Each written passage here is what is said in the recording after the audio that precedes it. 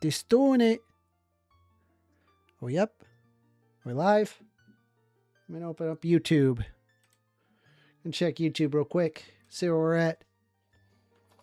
We really should be watching the congressional, the congressional speech. We really should be. I think I could play Zelda and watch the congressional speech at the same time, because apparently it's the longest, State of the Union address, longest State of the Union address in American history. That's a wild stat. Let me take a look here. Let me make sure that my thing is good. Okay, it is good. I think we're good.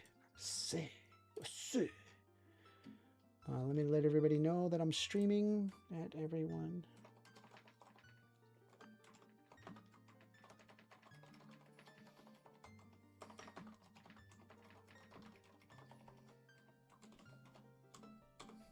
There we go.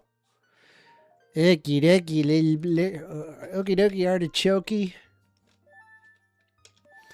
Let's see, I was playing some, I think we got to go to the Zora domain. Wow, video games. And while we're at it, let's listen to the State of the Union address.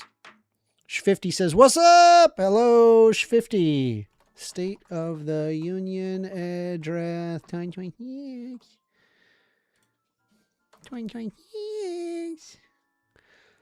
Let's watch the State of the Union address. And then let's speed it up. We're going to speed it up. Auto. Let's see. We're going to get that. Streaming at 720p? Bro, you got to up your game. I feel like as me, like the tiniest YouTuber on planet Earth can stream at 1080p. I feel like the White House and CNBC can up their game. Let's see. Trump popped off on the Dems. Not going to lie. Oh, boy. Oh, boy. Incoming the pedophile defense crew. It is not a First Amendment stream without a pedophile defense crew. All right, let's listen to what Donald Trump has to say in his State of the Union address 2026. Gonna make my game smaller. Actually, I don't even think I need to make the game that small, because, I mean, like, how much of the State of the Union address really, like, if you think about it. Now, let's open up Chrome. Let's see here. We got President Trump's, bruh, how is that as pedo defense? Bruh, the glazing that Donald Trump receives is insane to me. It's just totally insane. Anyway, let's listen to the State of the Union while we play some Ocarina of Time. When's it start? Apparently it's the longest State of the Union address ever. Let's see. Come on, go ahead. Where's Trump? Where's Trump? Here I am once again. Damn, bro, where's it starting? Oh my God. All right, here we go. Great. There he is.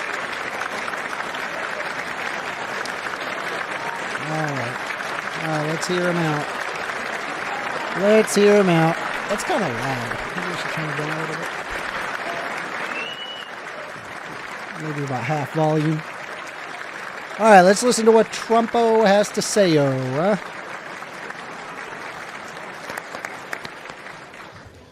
Members of Congress, I have the high privilege and distinct honor of presenting to you the President of the United States. Yay! Yay! Yay! I'm sure this won't get unhinged.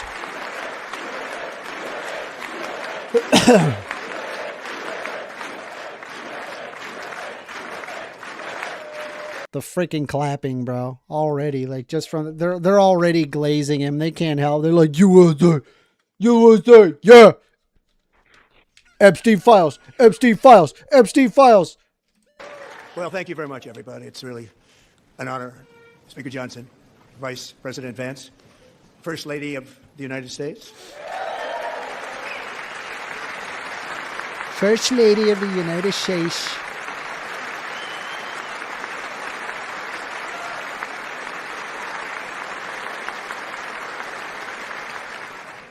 Second Lady of the United States.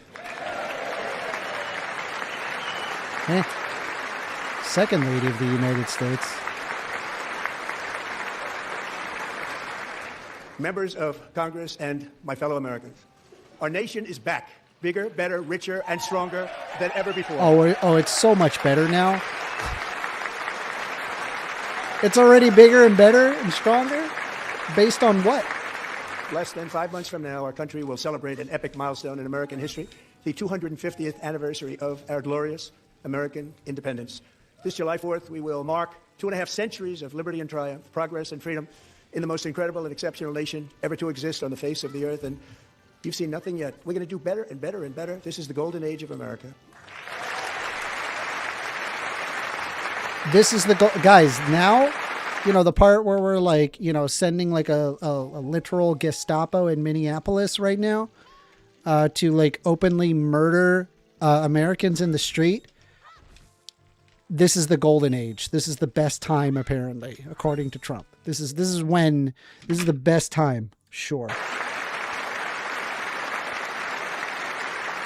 When I last spoke in this chamber 12 months ago, I had just inherited a nation in crisis with a stagnant economy, inflation at record levels, a wide open border. Inflation had lowered more than any other OECD country. It's not even close. The United States under Biden's leadership resulted in very large economic recovery. I can see if I can provide that.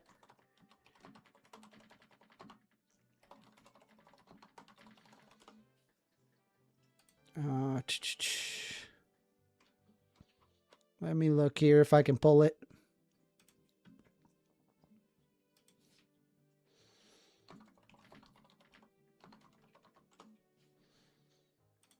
Let's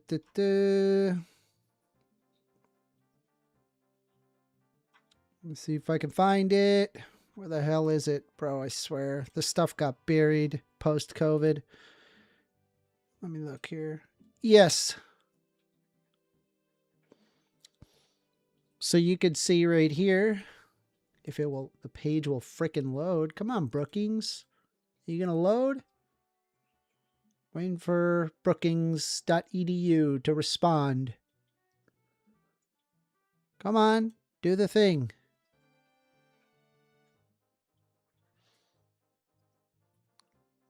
Bruh.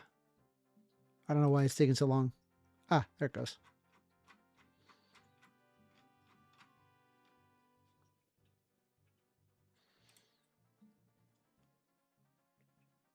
Is this it? Trying to see if I can find inflation numbers here.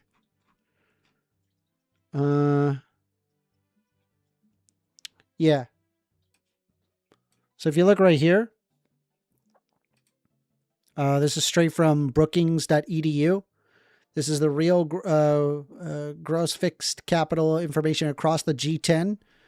And you could see that the United States far outpaced in terms of inflation recovery in comparison to the rest of the country. So it was literally led under Biden that this happened. And so I guess like we're going to like look at Trump like that you inherited a mess. No, you didn't inherit a mess. That's a lie. You're just getting that wrong. Border, horrendous recruitment for military and police, rampant crime at home, and wars and chaos all over the world. But tonight, after just 1 year, I can say with dignity and pride that we have achieved a transformation like no one has ever seen before, and a turnaround for the ages. It is indeed a turnaround for the ages.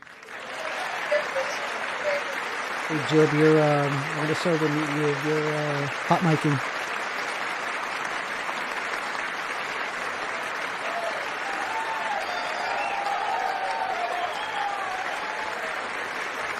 And we will never go back to where we were just a very short time ago. We're not going Guys, back. we're never going back. Today It will our never border is be woke secure. again. Trust me. Don't worry. Jesus Christ, these glazers, dude. It's so annoying. The Thank you. glazing. Today, our border is secure. Our spirit is restored. Inflation is plummeting.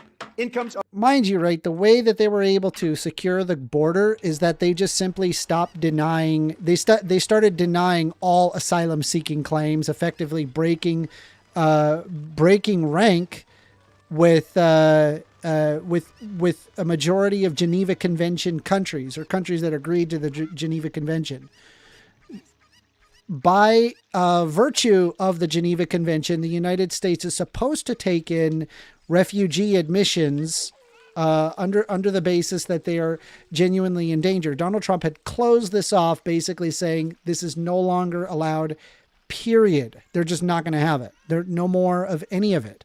As a result, what you end up with is, well, I guess since you closed off that and there's nobody coming into the country.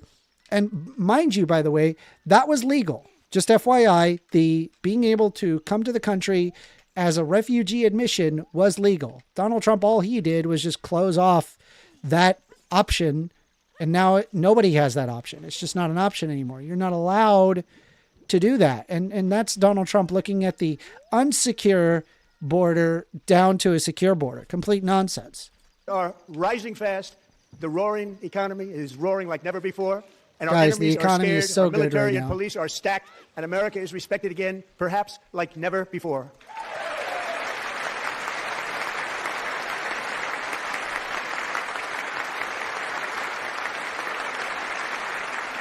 After 4 years in which millions and millions of illegal aliens poured across our borders, totally unvetted and unchecked, we now have the strongest and most secure... Yeah, once again, by denying asylum seeking, I suppose there's some modicum of success there, but geez, dude, like, seems kind of messed up. border in American history by far.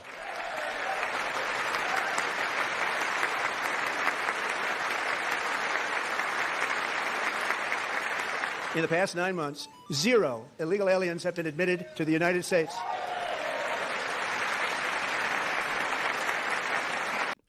Yeah, it's not the illegal aliens admitted into the United States. It's once again just denying all refugee admission, which, by the way, goes against Geneva Conventions. The United States has destabilized a majority of these regions, and it's no surprise that people come to our country to try to make a better life for themselves, because we, the United States, directly caused the destabilization of a majority of South American countries along with the Middle East. And so it turns out you got a lot of people coming from South America as well as the Middle East into Mexico seeking asylum. We are responsible. We caused the problem.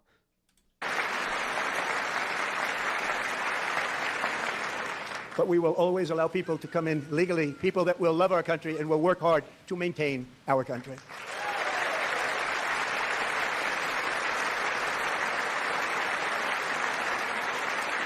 The flow of deadly fentanyl across our border is down by a record 56% in 1 year.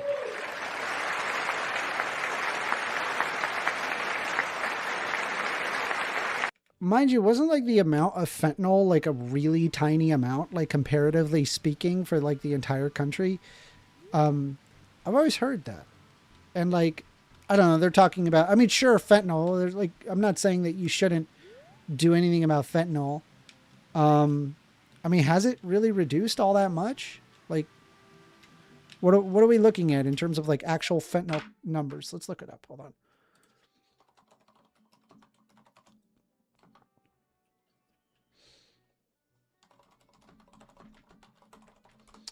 Let's take a look.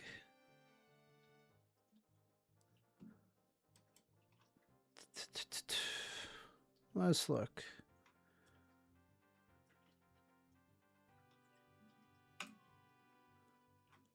How would you even know like how much fentanyl is coming into the country?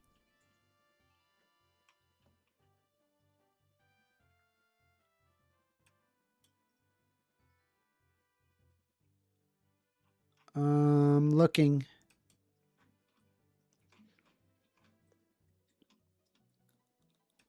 Well, I'll grant them this. You can see that there is a increase of amount of seizures of fentanyl. What is this number? This 25,000? Oh, pounds. Cool. Pounds of fentanyl seized in the southwest border compared to the northern border or the coastal interior. All right, cool. Anyway, back to it. Back to it. Let's get to it. And last year, the murder rate saw its single largest decline in recorded history. This is the biggest decline, think of it, in recorded history, the lowest number in over 125 years. Year 1900. In fact, substantially before my wonderful father, I had a wonderful father, Fred, before he was born, substantially before he was born. That's a long time ago. He wouldn't like me to say that, but that's a long time ago. The Biden administration and its allies in Congress gave us the worst inflation in the history of our country. Yeah, that was because of COVID, idiot. That was COVID. More than 5 years. It had nothing to do with Biden or anybody else for that matter. In fact, if you dealt with it, it would have likely have been much worse than under Biden. Every single country on the planet went through high inflation numbers. This is because of COVID. Gasoline, which reached a peak of over $6 a gallon in some states under my predecessor, it was quite honestly a disaster, is now below $2.30 a gallon in most states, and in some places, $1.99 a gallon. And when I visited the great state of Iowa just a few weeks ago, I even saw $1.85 a gallon for gasoline. Is that true? Is that true? Gasoline cost 2026.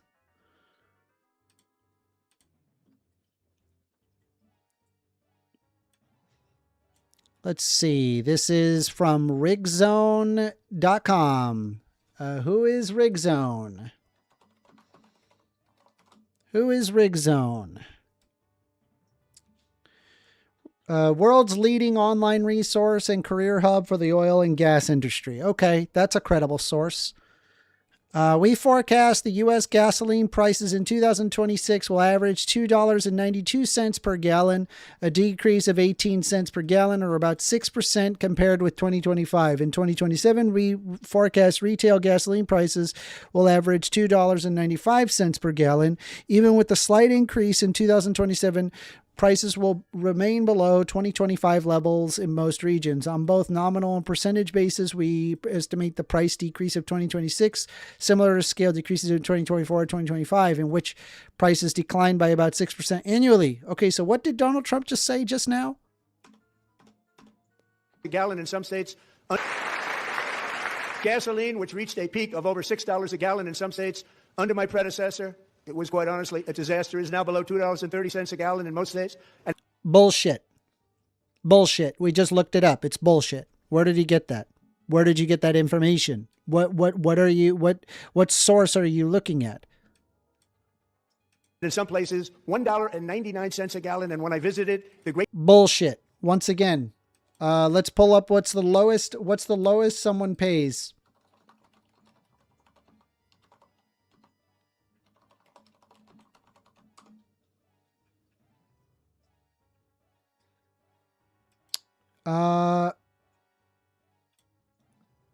So coming from AAA fuel prices, the lowest cost is Oklahoma at $2.40. I have no idea where you're getting $1.90. That's bullshit. The eyes do not deceive. The numbers do not lie. Bullshit. Stop arguing bullshit. Why? I don't understand why we just like look at what Donald Trump says and a bunch of these fucking glazers just listen to this moron talk as if he knows what he's talking about, but he literally knows nothing. This is AAA fuel prices. Why would they lie to you?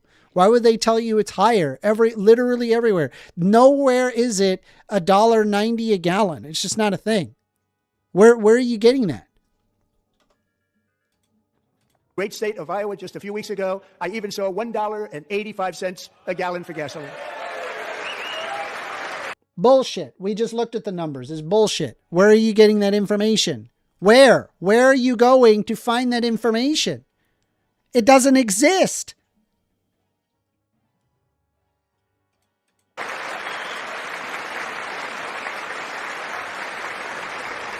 Mortgage rates are the lowest in 4 years and falling fast, and the annual cost of a typical new mortgage is down almost $5,000 just since I took office. 1 year. Are mortgages down? I thought, are mortgages down? Are they down? Mortgage 2026 rates. Hold on.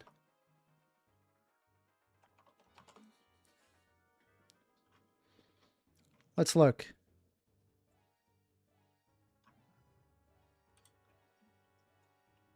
Hello, Mender. Hello, how you you doing, doing? Daniel?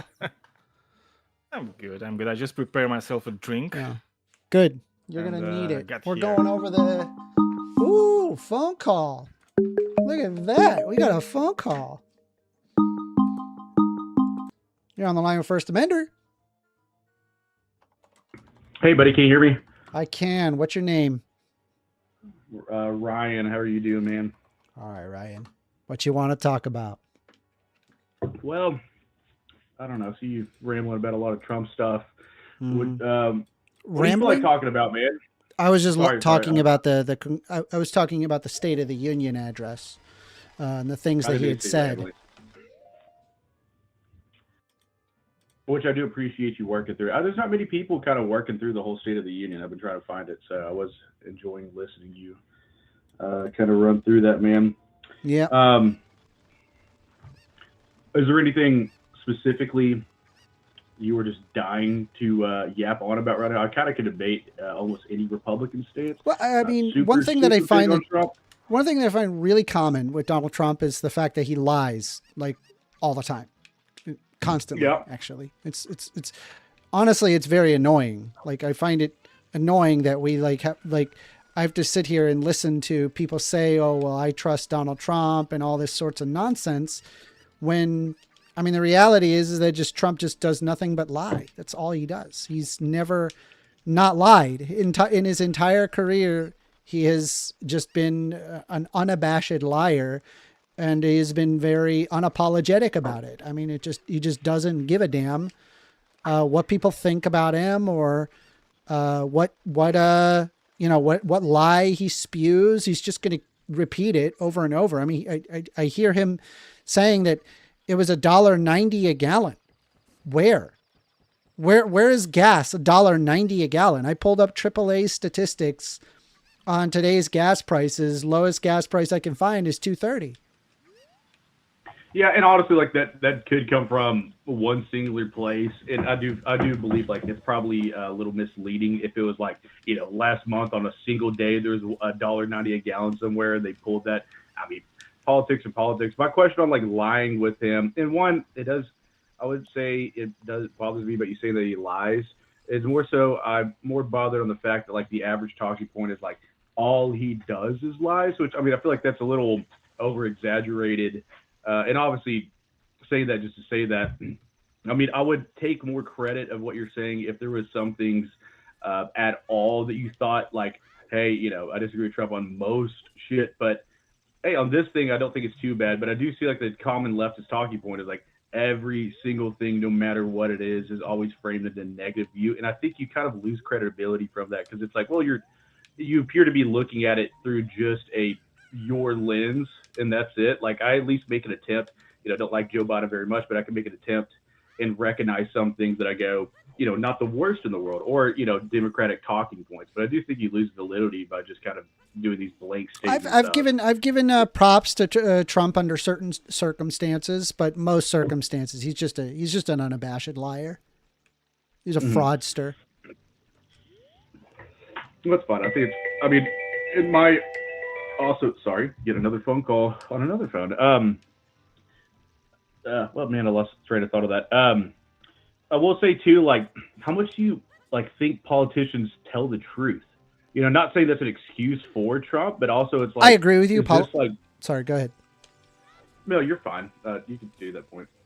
I agree with you. Politicians lie all the time. Totally agree with that. I guess my problem is the amount of lying that I get out of Donald Trump versus like another politician. At least another politician will at least like try to obfuscate that they're lying. Trump doesn't even try to obfuscate, and he does a lot more. Yeah, and that's what I would like say. Like maybe just kind of from his personality, it's not as easy for him to hide like just being like very over exaggerating on most things.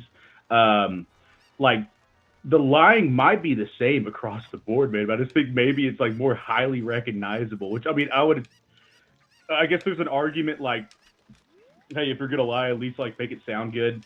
But like you could probably draw a pretty hard argument that almost like every president is just blowing smoke up everyone's ass 24/7. I don't think so. I mean, I think if I looked at like a guy like Jimmy Carter, like that would be a very big difference from Donald Trump. Hell, even Joe Biden, right? You have, I think like Joe Biden, I think what he had, 40 years in politics.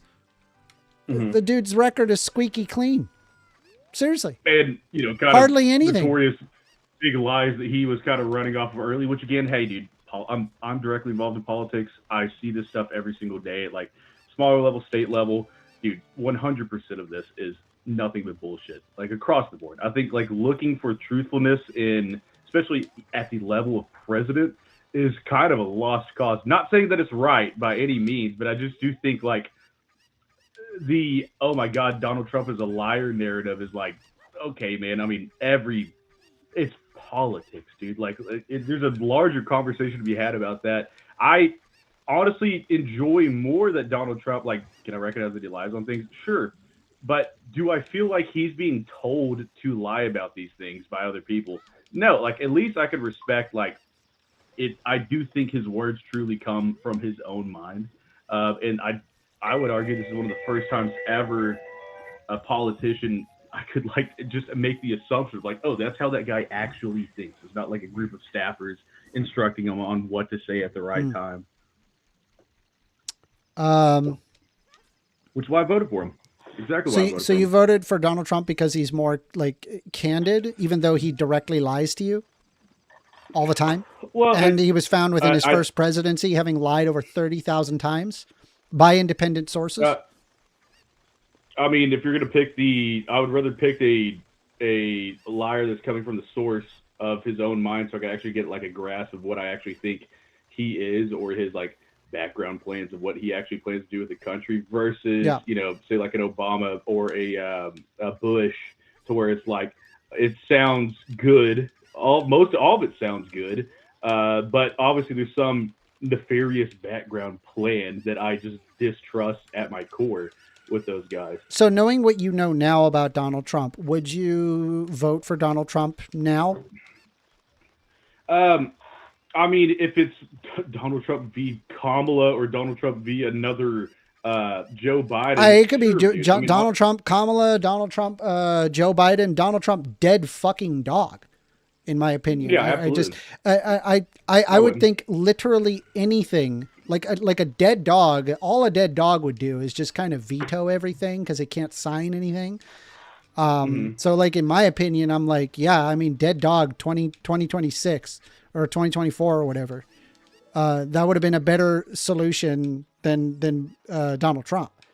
And so I guess like I'm asking, like, knowing what you know now about Donald Trump, would you have voted for him anyway? Yeah, undoubtedly. I mean, undoubtedly I would want okay.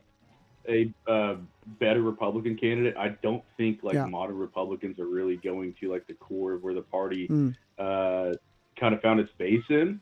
You really think that this is where the Republican Party found its base in?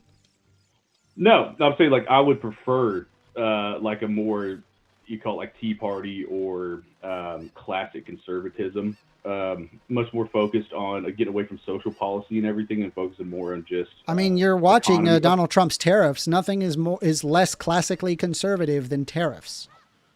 Are you in favor of tariffs? I don't disagree with tariffs by any means. Absolutely, I am. Wait, you agree with tariffs or you disagree with tariffs? I completely agree with tariffs. You completely agree with tariffs, and as a classical conservative, look at you. For this how exact far that you have that the classical conservative has fallen. I used to consider myself a classical conservative, and one thing that I knew that classical conservatives did not like was taxes. Yeah, absolutely. And you're sitting here advocating taxes for yourself. Okay, well, let's break down a little bit of a tariff on obviously okay. This is we're having to pay a higher price on an imported good. Okay. Yeah. Why what's the intention behind ever even doing that? Because that's just like the intention is that it'll bring businesses back. However, that's not how businesses work. Well, okay. What would be your plan on bringing? I would say like just for like a wide margin general approach. I do think tariffs can absolutely be effective. It depends on what your long-term economic strategy behind that. You have to build the pipeline and the network to encourage businesses even more so to come back. So I do think like we are becoming pretty anti-small business in the United States. Yeah, well, I'm a little worried because like you're saying you're calling yourself a classical conservative while at the same time being in favor of tariffs. That was not a thing until Donald Trump had mentioned it out of his fat mouth. Nobody had ever argued that we should have tariffs because classical conservatives don't like taxes. Classical conservatives never liked taxes. They followed the Milton Friedmanites. They followed the government, get out of the way, let the free market decide. What happened to that?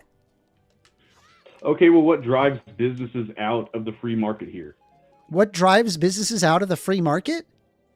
Here locally in the United States. What drives cheaper labor overseas? Absolutely. Okay, so let's build. So you could have pure free market. We're looking at like pure libertarianism, which I'm absolutely against as well. I'm thinking, so I want the market to be as free as it can while equally being as fair towards our own citizens. So if you have an ultimate free market, monopolies come in almost intaneously. So we can all agree. So hear me out, right? Not the greatest thing. For the manufacturers that are deciding to move across, why not tax the ever living shit out of countries or out of companies that decide to move their labor overseas?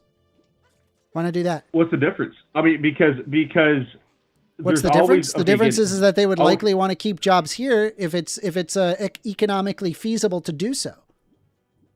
No, absolutely. That is almost to the T the exact same. I'm saying like if you wanted to have jobs here, tariffs is the last way that you do it. You wouldn't do that ever. Well, the fastest way to get a company to comply the way you want is by the consumer deciding elsewhere. Nothing speaks faster than the direct. The consumer doesn't care where their product gets made. They just want a product and then they buy the product. That's it. That is completely true. Consumers always going to the best or cheapest product. So if then you say now X product that is being made out of country is now more expensive, that's going to make a company act 10 times faster than putting in arbitrary tax. Again, I'm saying that there are better ways. There are better ways to getting your jobs back. Like, for example, supporting unions would be one instance. Another instance would be taxing companies that decide to move out of the United States to go to other countries. Ensuring, I mean, honestly, like unions in and of itself ensures workers will be able to continue getting paid because a union is not going to be in favor of their jobs getting moved overseas. It was the quote unquote free market that came to that. What's arbitrary? So are tariffs. So is money. So is what are you talking about? A union is arbitrary. A union is not. You're not an arbitrary. A union is created. A union is upheld through government upholding the existence of unions. When we eroded unions and union labor, and as well as the the governmental power that unions originally held in the 1950s, we eroded away at that. And then boom, we have less worker rights, which resulted in businesses deciding that they can just go ahead and move the jobs elsewhere because they let the free market decide. That's true. Well, I would argue that less worker rights is the exact reason why businesses are moving to like China and Mexico because it's near slave labor. So having more workers. So when you remove the ability of companies getting punished for doing a bad thing, such as moving their jobs elsewhere, so that way it's cheaper for them at the expense of average, everyday, ordinary people, then of course that's what happens. That makes perfect sense. But your argument is, hey, what we're going to do is that we're going to apply a tax on the people, and then somehow the jobs are going to come back. I sat there and I did the math on what it would require in order to get the jobs back. Jobs are not coming back with 100% tariffs. Jobs are not coming back with 200% tariffs. They're not coming back with 300% tariffs. It's that profitable to have overseas labor in comparison to tariffs. They would rather continue hiring inexpensive labor overseas and then just pay the tariffs and then move on. And we can actually observe that in the jobs numbers. The jobs have not gone up. They've actually stagnated significantly. That's true. Well, I would make the argument that tariffs are absolutely a long-term strategy. That's why any like big economic change is no. It's not how long? What is long-term to you? How long does it take? As long as it takes, I would say like an actual legitimate, like long-lasting economic change for a country is over like 50 years. There's no way. Okay, like, so what you're saying is that we should have 4 years. We should have debilitating tariffs on our country, so much so that it creates stagnant wages and worse off quality of living standards for 50 years, and then it'll work. I'm not saying tariffs and tariffs alone is the I'm solution. asking you, is that what you would do? Because that's what you just alluded to. That is not what I would do. What I'm saying is it would be unreasonable. It would be unreasonable to think that if your economic strategy is, we got to go through 50 years of suffering and then everything gets better, that would be a really dumb economic strategy, wouldn't it? Well, good thing that it is not the economic strategy. Great. Man. So and maybe also, we don't. So maybe it doesn't. Hopefully, the tariffs don't take 50 years in order to work. Maybe I would say that any economic plan I wouldn't even take seriously unless it was something that was trying to encompass over 50 years. So is it? Get this. What if I told you? What if I told you you could have an economic recovery in 5? What if I told you that was possible? It absolutely depends on what you're classifying as economic recovery. And also, let me expand on my entire point. So, as I mentioned before, tariffs are essentially worthless unless you build a pipeline for business behind them. So, if it's already a mass encouragement on like 700 different fronts for businesses to stay in the United States, we have to course correct that as well. And is Trump making a massive pipeline of business? Do you think he is? I absolutely would say You think so? Look at you. You're so cute. Okay. Where did you get that he's building giant business? If anything, he's actually removed funding. It was under the Biden administration that they had the Infrastructure Bill Act, where they literally were investing billions of dollars into businesses, to which was completely gutted by the Trump administration. Where do you see Donald Trump investing in businesses? Where did that money go? It was already funded and allocated for, and the Republicans the Republicans pushed it down. That's what happened because I don't know. It had the name Biden past it. Well, where did that money go? What do you mean? Where did that money go? It got canceled. Okay, they stopped it. They're like, okay, we're not going to do that anymore because Biden bad. I'm just saying, like, where are you seeing that Donald Trump is investing in businesses? Where are you seeing that? Hold on, let me walk back what you just said, buddy. The infrastructure bill, like post-COVID, everything that was happening during COVID, and then years after COVID, I've worked directly in like 3 separate industries that lived solely off of the infrastructure bill. That was, and I'm telling you, like billions upon billions of dollars of arbitrarily used money that was completely abused by people that could take advantage of it. It didn't do anything. We were running literal high-speed internet up the side of a mountain to one person. That high-speed internet run up the side of the mountain was in the hundreds of thousands of dollars. I think internet should be available to everybody. I think internet should be available to everybody, even if it is not economically feasible to do so. Because we're the United States, we're the world's most powerful, we're the most powerful and richest country on planet Earth. Yet for whatever reason, we can't have basic necessities met. It's completely insane. Well, it's unbelievably expensive to do that. And yeah, I know. That's okay. That's fine. We could just go do that.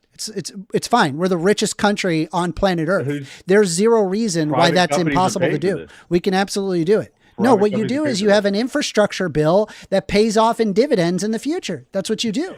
That's how it works. That's what we've been doing for decades now, and it works. Infrastructure bills like that work. That was canceled under the Trump administration, and Trump, by the way, has zero response, zero business investment. All he did was apply tariffs, and now we're the ones fronting up the bill. It doesn't actually build business. It doesn't actually help anybody. It makes things worse for everybody. Sorry, buddy. 10-4. My entire point is obviously, like I said, classical conservative mindset on the economy. Except where you're in Something favor like of an tariffs, right? infrastructure. That's the classical conservative mindset, right? It's not a tax. It's absolutely not a tax. It is a I'm tax. for It's empirically a tax. That is literally what a tariff is. Sure. I'm for indirect movement on the economy. So something like the Infrastructure Bill Act, whatever the hell it was, that I could pull thousands of cases of how extremely abused that money was. That's what's always going to happen when you arbitrarily throw money into the economy. Who do you think just out of curiosity, who do you think pays the tariff? I'm extremely aware how tariffs work. You're not getting me. I'm asking. How do you think? I'm extremely aware. I'm sure you're super aware. So why don't you just explain it for the class, please, if you could? It goes directly to the consumer with the direct purpose and reasoning of I want to put in a higher value on said product that is made out of the country to incentivize that products that are made in country to remain a lower price point. And we have import tariffs on so many things, and that there has been viewed completely as perfectly fine. You think a 15% tariff is going to do that? Once again, is it just tariffs is going to be the solution? No, a tariff is one step in the entire plan. And of course, not building up any businesses while everything just gets more expensive for us in the United States. Right. And then eventually, hopefully, maybe after 40, 50 years, all the businesses come back. So your solution is obviously government intervention. So that means just more government intervention. Hold on. Just FYI, a tariff is also government intervention. You're not in a different boat when you bring up literal government intervention and then say, well, that government intervention is the good kind because I don't know, Orange Man say so. Orange pedo man says so. By the way, how do you feel about the Epstein files, just for fun? How do you feel about the Epstein files? I brought it back. Okay. I'm just curious. Sir, do not change course or I'm just curious, right? I mean, we're just going to fundamentally disagree on the tariff thing. How do you feel about the Epstein files? You vote for Trump anyway, right? So let's break to the Epstein files. Trump is a billionaire. Every one of the Epstein files are billionaires and politicians. Is that a singular surprise to a soul on this earth that billionaires and nothing but billionaires and politicians are hanging out with Jeffrey Epstein? He should go to jail. Shock to a single soul.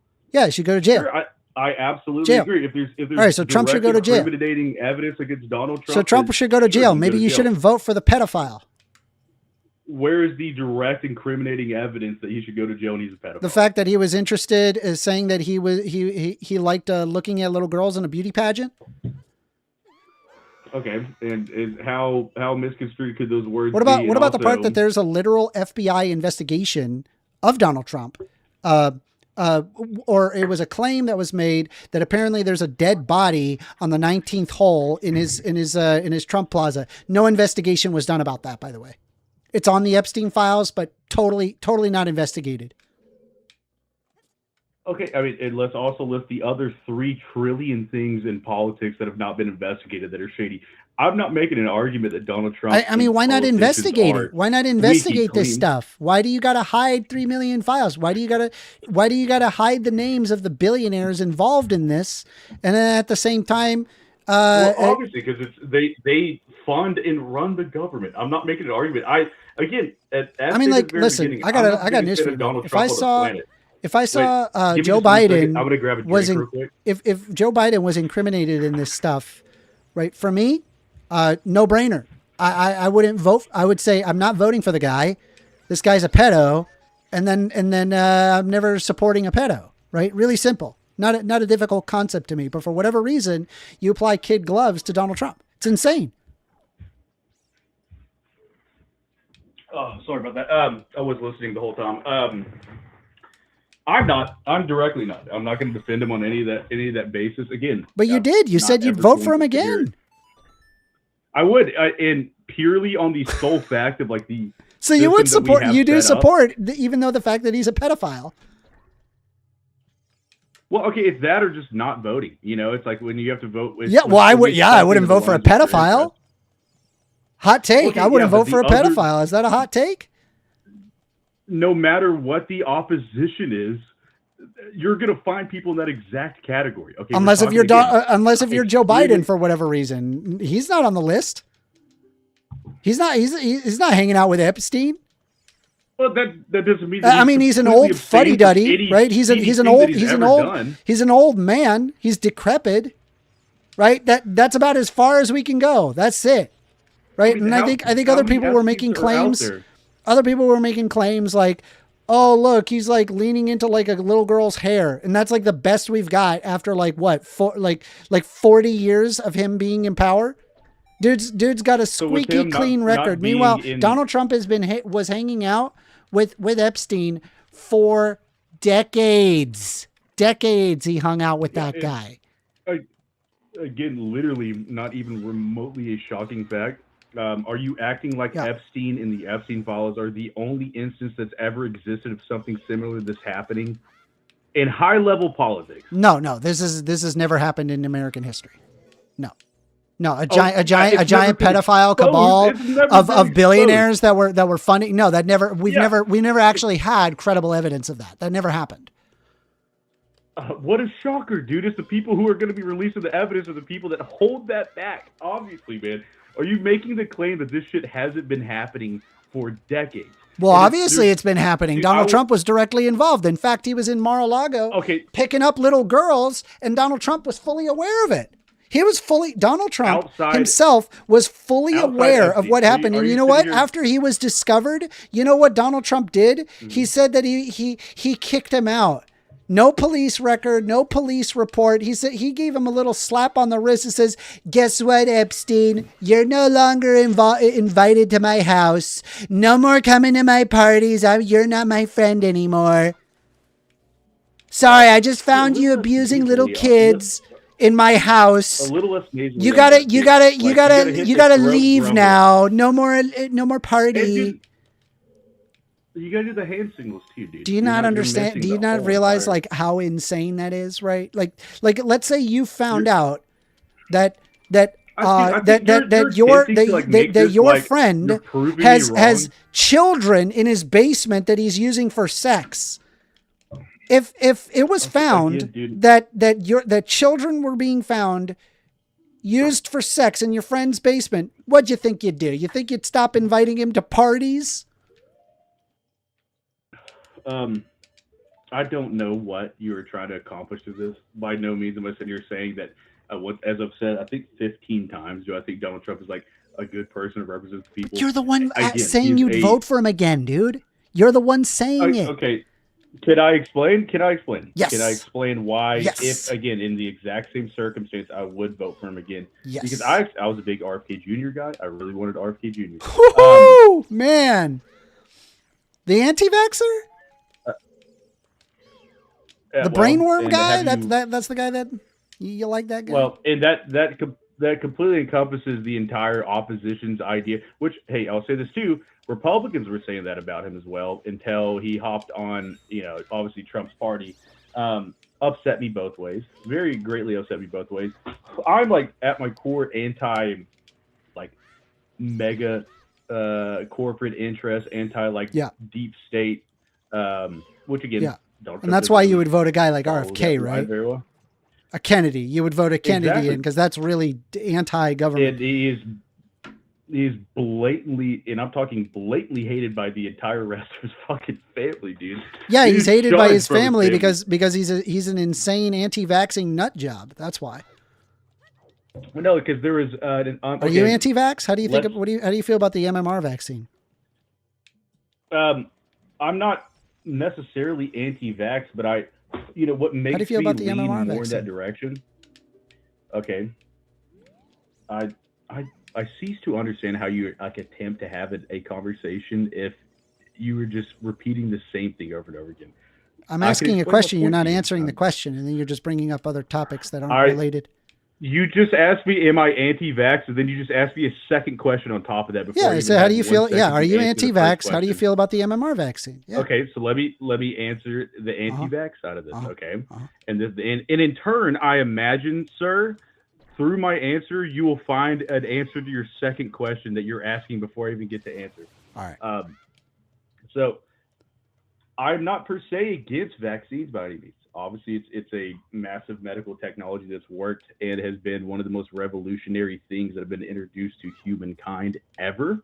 What I am against, and this is the entire RFK story, is any person who lifts a finger or raises an eyebrow about anything in the medical industry, especially pharmaceutical medical industry, the reaction to that is so violent that it forces most people to raise an eyebrow. So are you pro pharmaceutical companies? I am pro regulation of pharmaceutical companies. As to whether or not that means I'm pro pharmaceutical companies, no. I think pharmaceutical companies can do bad things, and it's really important that we ensure that pharmaceutical companies do the right thing, because companies on their own aren't going to do the right thing. But I'm also a believer I'm a believer in the science. I believe that the science is correct. There's a great deal of empirical knowledge that can be garnered, that can push us forward into society. The very fact that we can even have this conversation is thanks to science in general. Microphones to the internet everything. It's because of science that we live higher quality of living standard. We never would be able to figure this out if it were not for the R&D that was done in the past. And so in my opinion, I'm if you're going against the science, you're going against effectively everything that kind of makes life modern, in my opinion. That is it.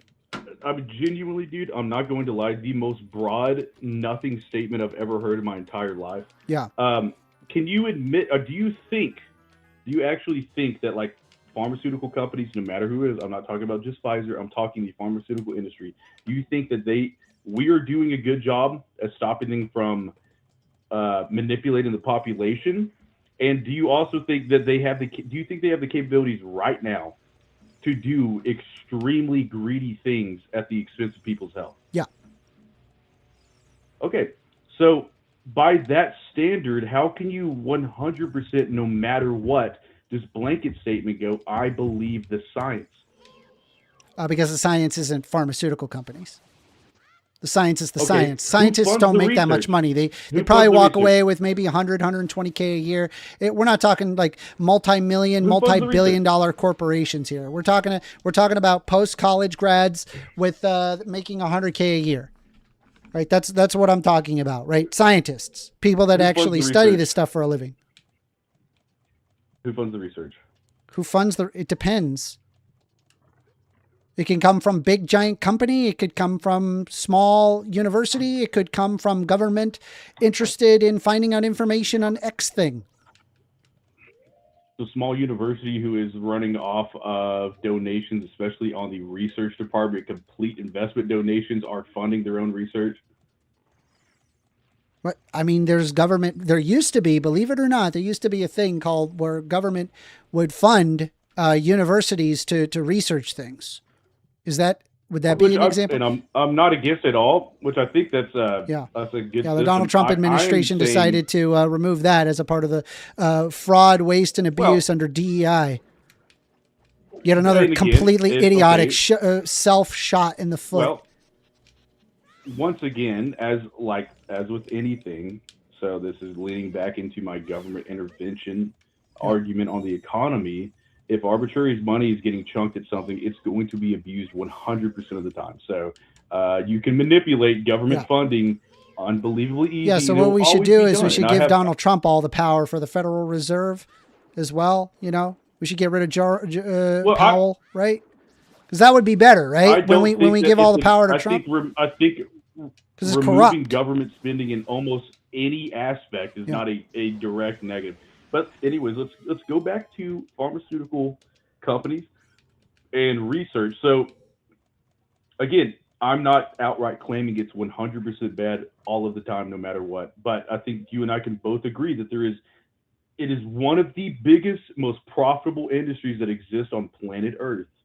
And there's a distinct reason for that. And there's an undeniable amount of evidence of pharmaceutical companies, directly abusing the health of the populace for a net profit.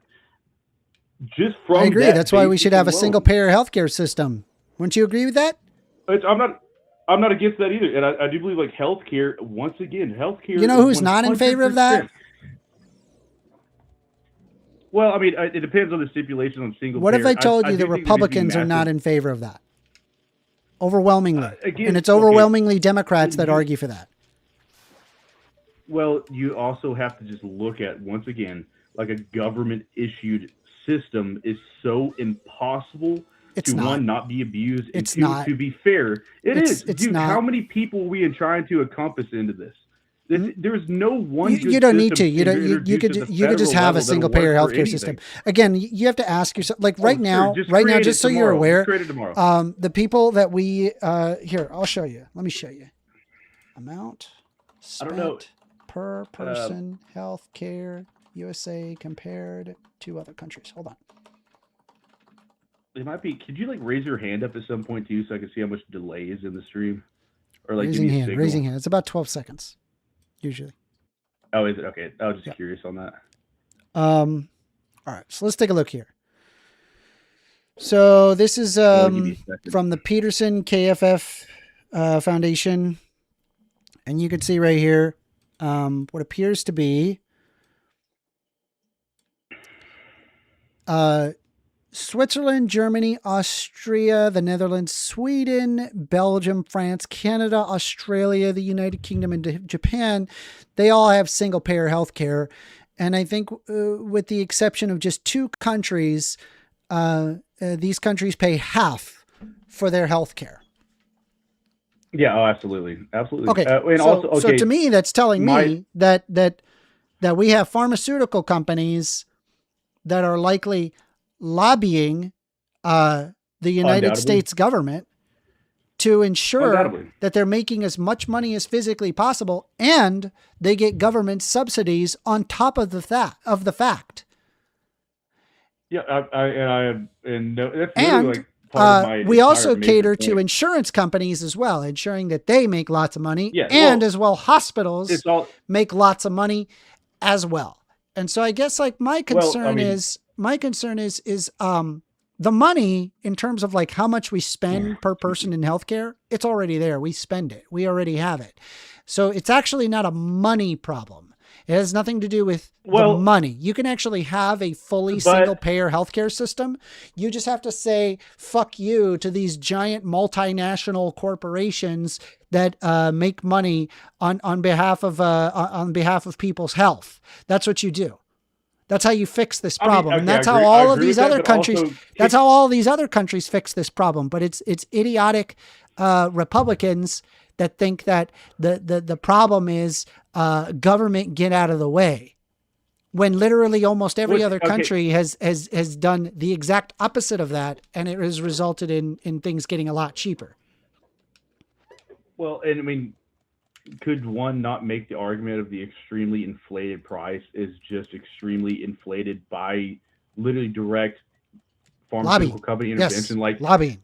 Correct. Which I get. So like, but your argument saying that we're already spending the money, like that money, if we correct the system completely, that money will be halved, if not quartered. So like we don't have to spend as much money as we do. We can actually get a single payer healthcare system. We just have to curtail the profit incentive behind healthcare.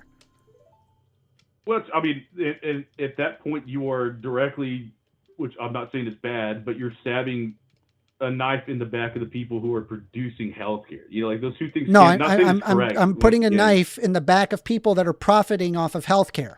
That's correct. Yes, which okay, but again, how are you going to have healthcare if all those people immediately are shrunk to the side? Again, not Yeah, saying you it's just wouldn't correct. be able to It invest is and then make dividends off of people's well-being and keeping people sick. Right? There would no longer be an which I completely incentive agree. for that to be a thing. You get what I'm And saying? that's why, like, no, I absolutely agree, and I think it is of one of the utmost necessary things that we should do. I think the healthcare system is one of the most criminal things that literally no one talks about besides RFK Jr. That's why I supported him. Again, he's painted as an anti-vaxxer, and like, could you?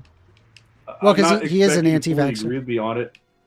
Okay, but okay, this is what I was just about to explain. I Is mean, you could realize you vaccines don't see actually make money, right? Did you know that? Vaccines don't actually make okay, money. at what point? What do you? I mean, at how? Vaccines don't In make a what lot of way money for is there? pharmaceutical industries. So Okay, but it is being something that is anti-vax is not a government good thing. It's mandated a that is bad thing. applied to. I would say one of the best business models to possibly get into is that We your needed product a is government mandate. We needed a that every government human mandate. takes If it. you're talking about government mandates for the COVID vaccine, that never happened. I'm I not don't know. talking I don't know about the what COVID vaccine. I'm planet talking you're about on where you think that happened. That didn't happen. It I'm never happened. talking. It didn't happen. I completely Yeah. agree. So It then, did what not the happen. fuck are I you did not talking have to about? take the COVID vaccine. I'm talking about the entire regimen of vaccines that every single one of us take at multiple points in our childhood. That would Yeah, say what's the wrong with best taking business model you vaccines? could It ever get prevents into. illnesses, and also it's not profitable for companies to provide that. In fact, it would be more profitable to ensure that people get mumps, rubella, typhoid, and all of these diseases, Okay. which are by the way uncurable when you actually have the disease. So yeah, it would actually make perfect I'm not sense for arguing. Okay, a listen. company to not provide you vaccines. I think okay, which I agree with that in a So sense. maybe provide vaccines. Think Maybe we should have I'm vaccines. not Vaccines are good. okay. And not Listen, I'm not listen again. As to Brainworm Man. I don't. Do you have an impeccable, and I'm talking impeccable ability to literally not hear a single word someone says? I heard what you said. Okay, and where I directly said I'm not against vaccines. Do you remember that entire thing that I said? So then why are you in favor of RFK if you like vaccines? And why are you saying Because all of these if you disparaging were things about vaccines? You can't have your cake and eat it too. You can't sit here I am not make an and argument If you make an literally argument stop about the talking for half problems a of second, I can vaccines explain while my all, point. at the same time saying you're in favor of vaccines. Doesn't make any Okay, sense. can two things exist at once, sir? Let's break Yes, this but down. but Okay, not I'm two talking about contradictory profit things is- exist at once. That's not possible. They're not contradictory. They're They absolutely are. not contradictory because my point, my entire stance is not anti-vaccine. RFK Jr.'s entire stance is not anti-vaccine. Okay. What So maybe I we am should have the describing MMR is there vaccine is and all these other vaccines for kids, like how you were saying earlier, how we shouldn't have that. possibly, quite possibly. No, not How possibly. much research No, is no, being- no. That shouldn't be a possibly. That should be a definitely, 100%. Like, are you kidding? There is a possibility. We have an Okay, increase. holy We have an increase of measles in the United States, a completely preventable disease. That is because of RFK's policies. We know this to be the fact. Increase of here. I'll It pull was not the measles. The giant measles bumps was well before RFK. Nope. Wrong. Okay, let's for the love of God, let me finish this point, dude. Again, I'm anti-extreme corporate pharmaceutical companies. I think pharmaceutical companies are the absolute number one highest example of extreme corporate greed. All right. Okay. Well, here's a RFK Jr. is the one person. Yeah, so here's an article that has been published in volume 405, issue 10,473, page 122 of The Lancet. Do you know what The Lancet is? Go ahead, buddy. It doesn't Do you know matter what The what I say, Lancet is? obviously. If I say yes, are you going to remember that my answer was yes in like 5 seconds? Yes. Now, was it? Do you know what Okay. The Lancet is? Dude, I'm going to test you on that. I'm going to test you in like 3 minutes. Yeah, buddy, I do. Okay, great. So let's. So we know I'll it's a read credible with it- source. with you then. together. Good.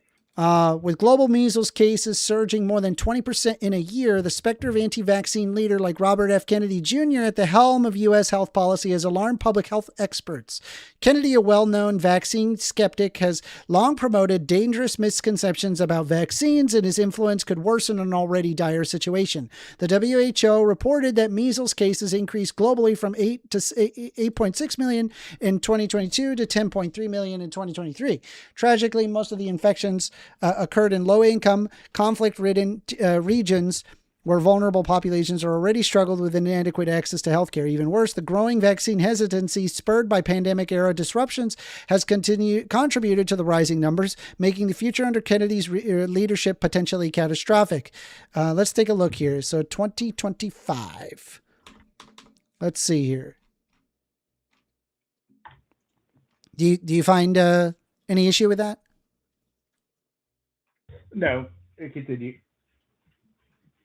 So the stark example of devastating impact of vaccine misinformation in Samoa's 2019 measles outbreak. This island nations of 200,000, more than 5,700 people were infected and 83 people died, most of whom were young children. Samoa's Ministry of Health cited Kennedy's visit and his rhetoric as exacerbating the vaccine hesitancy in a crucial movement. Kennedy's nonprofit Children's Health Defense contributed to this atmosphere of mistrust in just months before the outbreak. Samoa's experience underscores how even one prominent anti-vaccine figure can ignite a public health crisis. In the United States, Kennedy's influence paralleled the troubling trends observed in Florida under Surgeon General Joseph Ladapo, who has publicly questioned the necessity and safety of vaccines. Since Ladapo's appointment in 2021, childhood vaccination rates have fallen precipitously. A particularly telling case occurred in Broward County, where a measles outbreak sickened unvaccinated children. Despite clear U.S. Centers Disease Control and Prevention guidance, Ladapo's advisories contradicted science-based protocols, fueling further mistrust in vaccines. The United States, long seen as a global standard bearer for public health policy, faces a dire risk if Kennedy gains control over the Department of Health and Human Services. His misleading and often conspiratorial claims have already weakened confidence in public health, a legacy which could have far-reaching and deadly consequences both domestically and globally. It is not the poorest, most vulnerable who will suffer. Unvaccinated infants, immunocompromised individuals, and entire communities are at risk. Vaccines are among civilization's greatest achievements, backed by decades of rigorous research. Kennedy's promotion of debunked claims, such as a false link between vaccines and autism, shows a troubling disregard for science and public welfare. With so much at risk, public health leaders must act decisively to safeguard our progress and combat dangerous misinformation. I declare no competing interests. So what is this? So RFK is not doing any of that? Okay. That's just bullshit. Once again, if you listen to exactly what RFK says, he's not by any means directly anti-vaccine at all. There's nothing at all that he's coming out and saying of do not take the measles vaccine. It is bad for you and will give your children autism. This is another example of, hey, let's bring this up to the table because it's something that's been unquestioned and it's been ran by corporate fucking millionaires with only profit interests for literally forever. Yeah. Let's do some research into this and see if it is. Again, if it's a pursuit to actually look into autism, I don't see another pursuit into looking at the extreme rise in autism. In 100%, I do believe, like if he looks into vaccines and he goes, oh, there's no direct correlation that we can find with vaccines and autism. One, very hard to determine in the first place. Two, he absolutely. Well, we know we know the facts don't show that. We know that for a fact. We know it for sure. So, what about on his website that he decided to have a baby's onesie that says on the front, and I'm not sure, twice, it looks like it. One of them says unvaxxed, unafraid. And then the other one says no vax, no problem. Is that anti-vax? That was straight off of RFK's website where you could buy these baby onesies. I remember the exact thing that came from, and he spoke exactly onto that. I'm not going to directly quote him, but that was completely, absolutely debunked. That was debunked? Him being in any affiliation with that, exactly. pull up exactly what happened with that. I remember that exact scenario and exactly when that happened.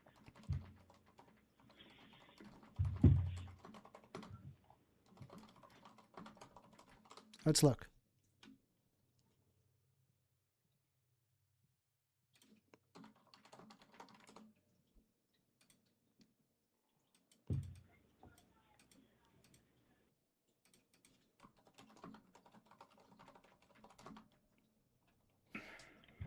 Hold on 1 second. Let me grab another little LaCroix real quick.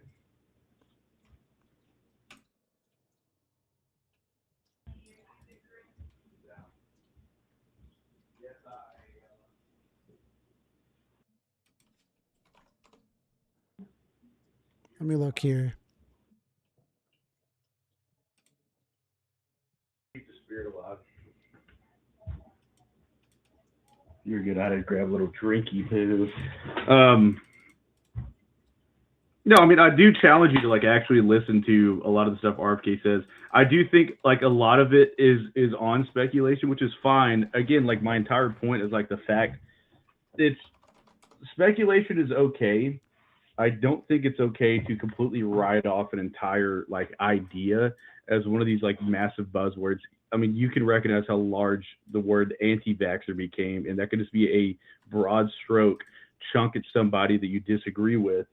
And then now the permanent idea on somebody is, oh, that person thinks all vaccines give children autism, and he hates vaccines. And it's like, his entire goal is so much deeper than that entire point. I completely support his entire goal, and he is, I would say, one of the only people in politics that I've seen that has actively risen. So as of now, I don't have I don't have the baby's onesie. However, I do see this very stylish hoodie saying unvaxxed on his website for Children's Health Defense. This is RFK's website. What is that website again? Sorry. Children's Health Defense. It's chdstore.org. CHD store? Yeah, that's Children's Health Defense website. The RFK runs it. Right now, 2026. I remember this being exactly pulled up as well. Again, I don't remember the so he's not, just want to be clear, he's not anti-vax. Despite the fact that he is selling things that specifically say unvaxxed that you can wear on his website. Hold up.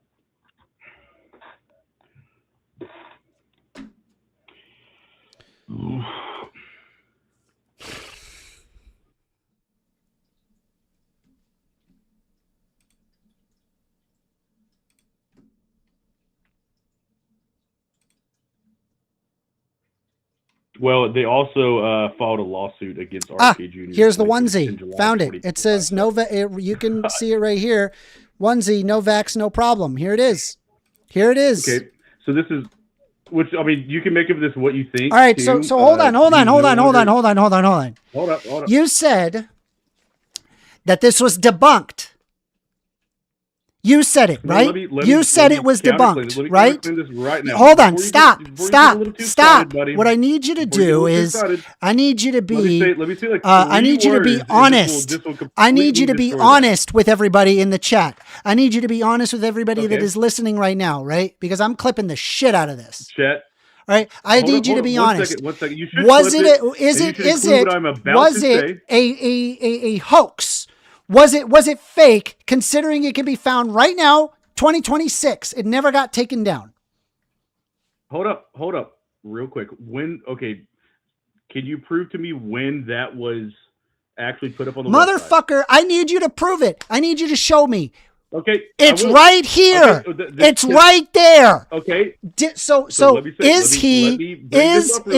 you think, considering that he is putting a baby's onesie on his website that is fully available in 2026, saying no vax, no problem, do you think he's likely anti-vax? Kennedy took an unpaid leave of You absence in fucking 2020. coward. He's no I longer- swear, he's no dude. longer- What he's is no with longer- right-wingers? Listen. Oh okay, my God. Listen to this. He's Fuck this, Hold dude. up, We're buddy. moving Hold on. up. You Don't are get too fucking, excited. you are Don't get too excited. cooked, dude. You just got fucking he cooked. is no longer.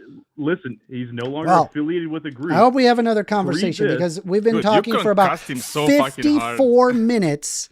We have been talking the about this for conversation. 54 minutes, and then you saying that it was a hoax when it is 1,000% not a hoax at all. Well, We're done, dude. would you say that Peace. he's affiliated? Do you say that We gotta move he's on. affiliated with this website? If Yes, that's literally his have a company, lawsuit asshole. against him That's right his now, company. they have a That's lawsuit his against company, him. They have a dickhead. lawsuit. Oh my God, They dude! have Look at a the fucking, lawsuit look at the against RFK Jr. backpedaling, bro. We gotta move on, man. We gotta move That's gotta on. be backpedaling. That is you They have a lawsuit backpedaling, against Ryan. them right Ryan, now. you're backpedaling. Okay, I need you to admit he's anti-vax. We know he's anti-vax. Why would you sell something like this if you weren't anti-vax? Would you say that he is selling this if this company is suing him actively? Oh my fucking God, dude. Good talk. We gotta move on. See you later, man. Please, buddy. That is fucking wild, Daniel. Dude, I told you, it's like you dropped him so hard, he got so fucking concussed. Holy it was crap. unbelievable. I mean, these are the type of people that would see their kids. Like, dying dude, of, it's like, right preventable there. disease Like, what do you mean? He's due to selling not it on being his own. vaxxed, and they You would can say buy it's it the damn for fault. $26. It's there. It's there in 2026. Are y'all okay? Y'all, dude, of course he's guys, he's not anti-vax. He loves vaccines. Sells literal baby onesie. By the way, just FYI, just FYI, just to be clear, RFK, based on his rhetoric, needs to be in jail. Jail, this guy. It is completely insane that we think that it is appropriate to espouse anti-vax rhetoric, which then results in thousands of people not getting vaccines. And then as a result, idiot parents that follow these idiot politicians that end up getting their fucking kids killed because of their own stupidity. This is RFK's fault. RFK is the sole the sole proprietor in this, and he has helped create this anti-vax nonsense. Anyway, sorry. I mean, he's not the only one, but obviously he's the one in charge of Completely insane. of HHS. So yeah, I don't know, man. It's like, and you know what, Amanda? You know, there's like the HPV vaccine, which is actually the one responsible for like 90+% of like uterine cancer in women. So I'm really curious to see exactly how it happens in America right now with the HPV vaccine, and I'm pretty fucking sure it's like really down. Right? Now, what should we? Because all this fucking administration. Should we keep watching I got the? a cancer scare. Should we keep watching the? What is it? The? Yeah. Let's keep. I want to keep watching the Trump, State of the Union. Yeah, I do. Let's keep watching this fucking idiot. All right, here we go. State of the lies. State of the lies. Let's make stuff smaller so everybody can see it. We're gonna just make a. Whoop. Okay, here we go. Interest rates will solve the Biden-created housing problem well, at the same time protecting the values of those people who already own a house that really feel rich for the first time in their lives. We want to protect those values. We want to keep those values up. We're going to do both. We're going to make housing cheaper and at the same time protect the values of the housing. Well, that's in the future, Amanda. You don't get it. In like 2050, is going to be. How does that work? You don't know it. Yeah. He's contradicting himself. Or maybe, I don't know, like, is he going to do like a housing infrastructure project to like increase the amount of housing availability? That'd be cool. Well, he won't do that. Of course not. No. And we are going to keep it that way. The stock market has set 53 all-time record highs since the election. Think of that. 1 year. Boosting pensions, 401ks, and retirement accounts for the millions and millions of Americans. They're all gaining. Everybody's up, way up. In 4 long years. In spite, of course, of the tariffs. Anytime the tariffs were introduced, the stock market suddenly went way down to where Donald Trump would just like revert it completely, saying, oopsie poopsie, I didn't mean to do that. And then only to let it like kind of creep back up and then him to do it again. Like it's just completely insane.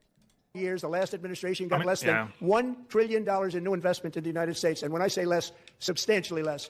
In 12 months, I secured commitments for more than $18 trillion pouring in from all over the globe. He just secured. What? That's not a real number. Do you remember when he said that he just like? If you remember, like when he started with the tariffs.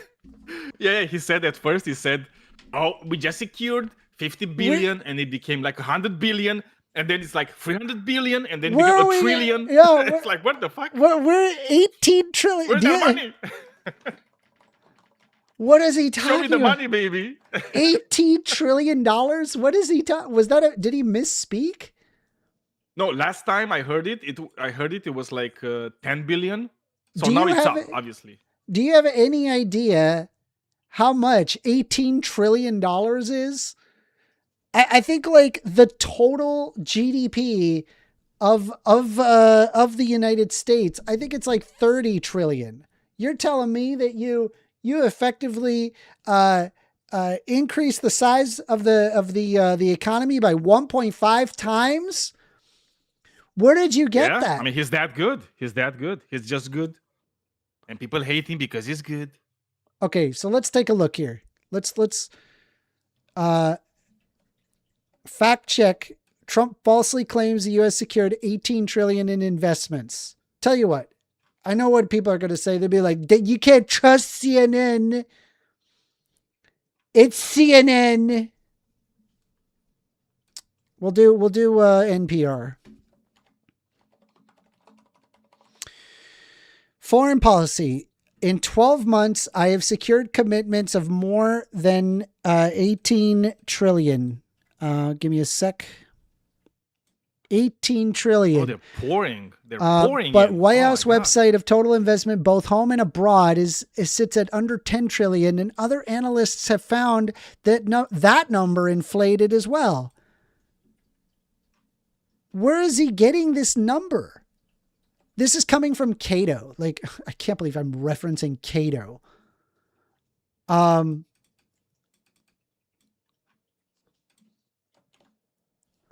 Before we get to that, let's quickly put that 18 trillion in historical context. According to the U.S. Bureau of Economic Analysis, the United States saw around $4 trillion in total private non-residential investment and $150 billion in new foreign direct investment in 2024.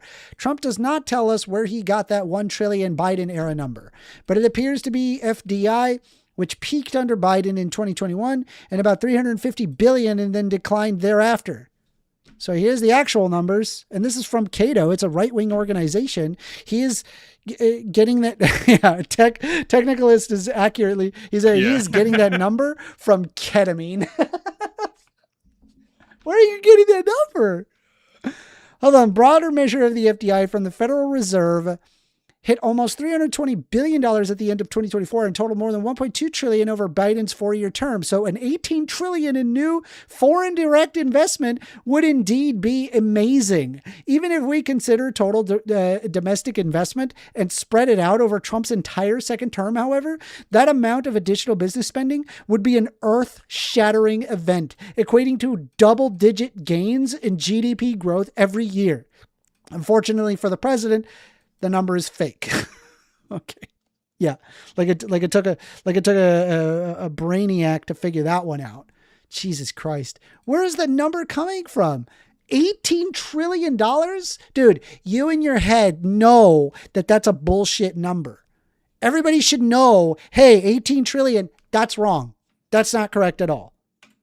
Everybody in that room knew he was lying. Everybody's like, what are you talking about? 18 trillion. Think of it, much less than $1 trillion for 4 years versus much more than $18 trillion for 1 year. What a difference a president What makes. are you talking about? A short time ago, we were a dead country. Now we are the hottest country anywhere We in were the so world. dead. And now we're hot. We're hot, according to me.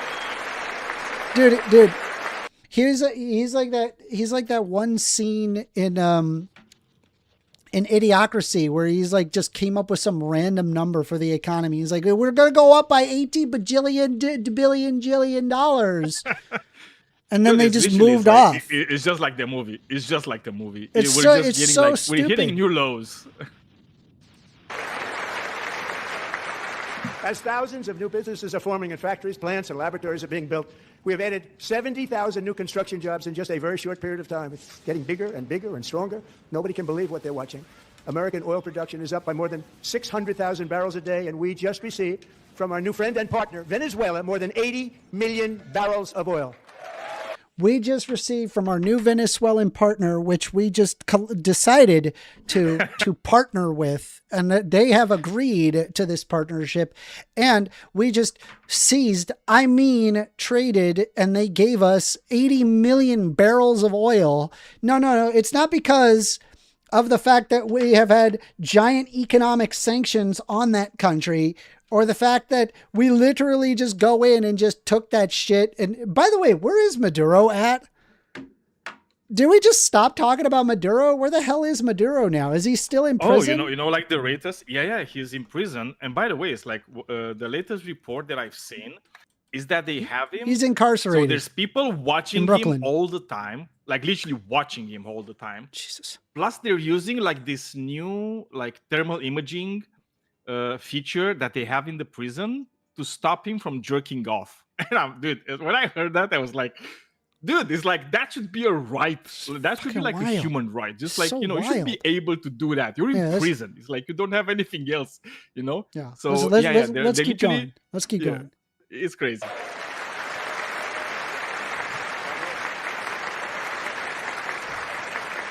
American natural gas production is at an all-time high because I kept my promise to drill, baby, drill. Yes, he kept up the promise to Americans to say that he does not care about the future of the world, but instead that we really we're more interested in there being money given to oil conglomerates and natural gas conglomerates, and we're not going to invest at all in stupid poo-poo things like green energy. Green energy is dumb poo-poo brain. We're not doing dumb poo-poo brain things that make the world a better place. Instead, what we're going to do is we just want more money to go to big oil, and we're just going to keep doing that. At the expense of, by the way, of everybody else, because oil companies don't pay negative market externalities. They never have and they never will. They're not going to pay for these. They're just going to be like, well, who cares? Donald Trump thinks that this is okay. But hey, look at solar and how inefficient it is, but also we require constant subsidies in order to exist. Like, do you realize how stupid this is? Like what we're trading is like, oh yeah, drill baby drill. You're an idiot, dude. We are literally fucking up the world for the benefit of a few.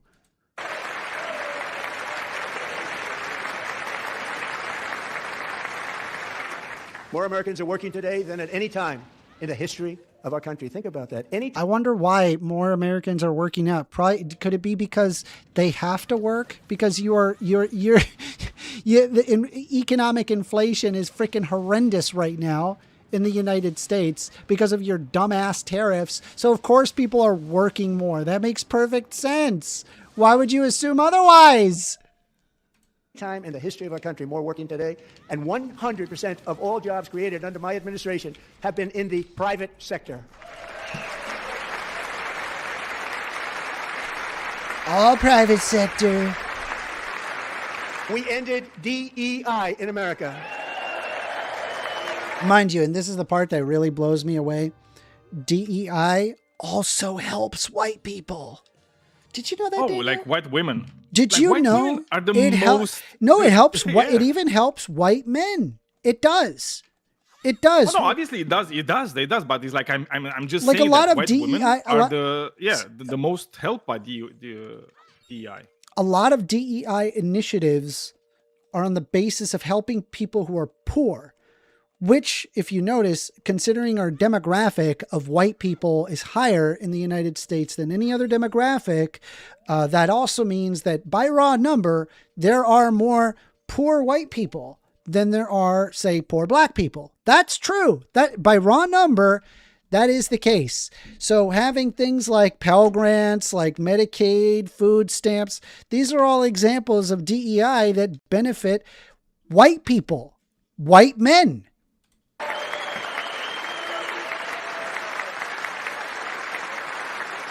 We cut a record number of job-killing regulations, and in 1 year, we have lifted 2.4 million Americans, a record, off of food stamps. He canceled food stamps by increasing work requirements, which resulted in 2.4 million people getting kicked off of food stamps. Here, we'll pull it up. 2.4 million. Hold on.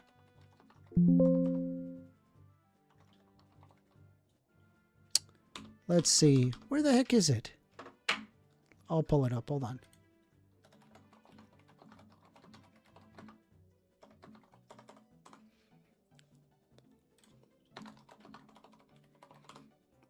We're going to pull it up.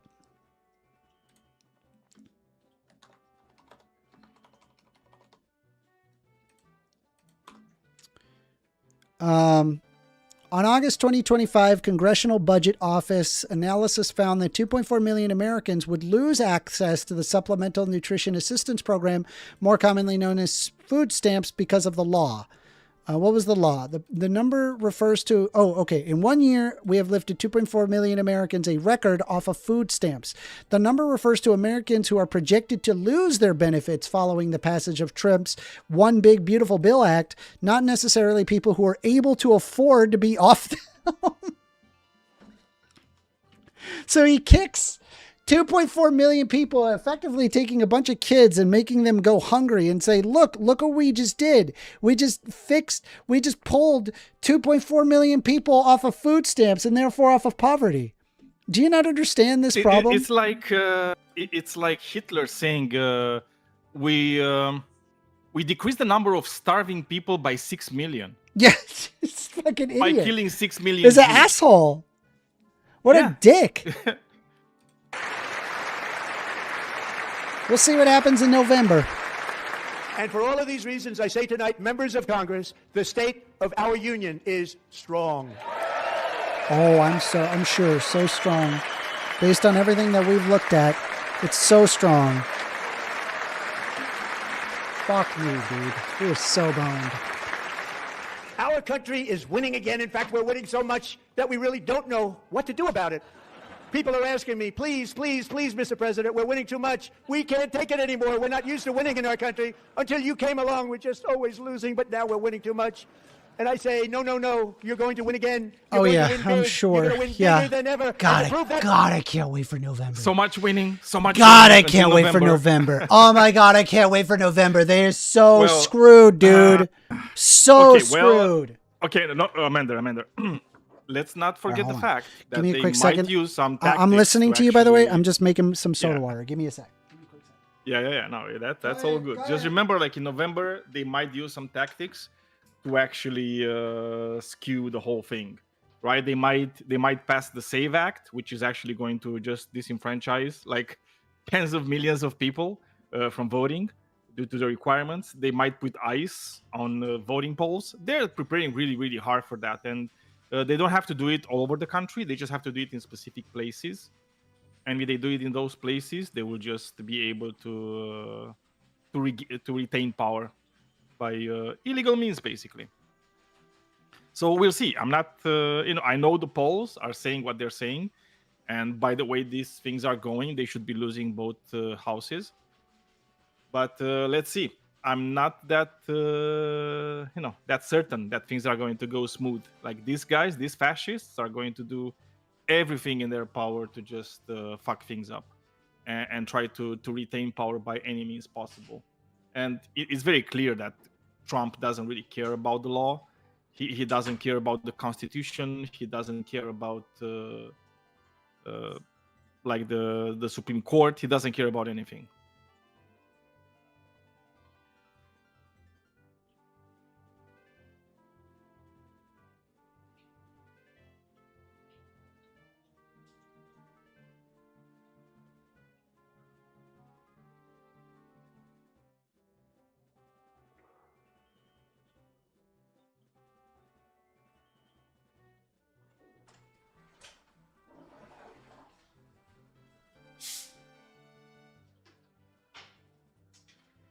about that, Daniel.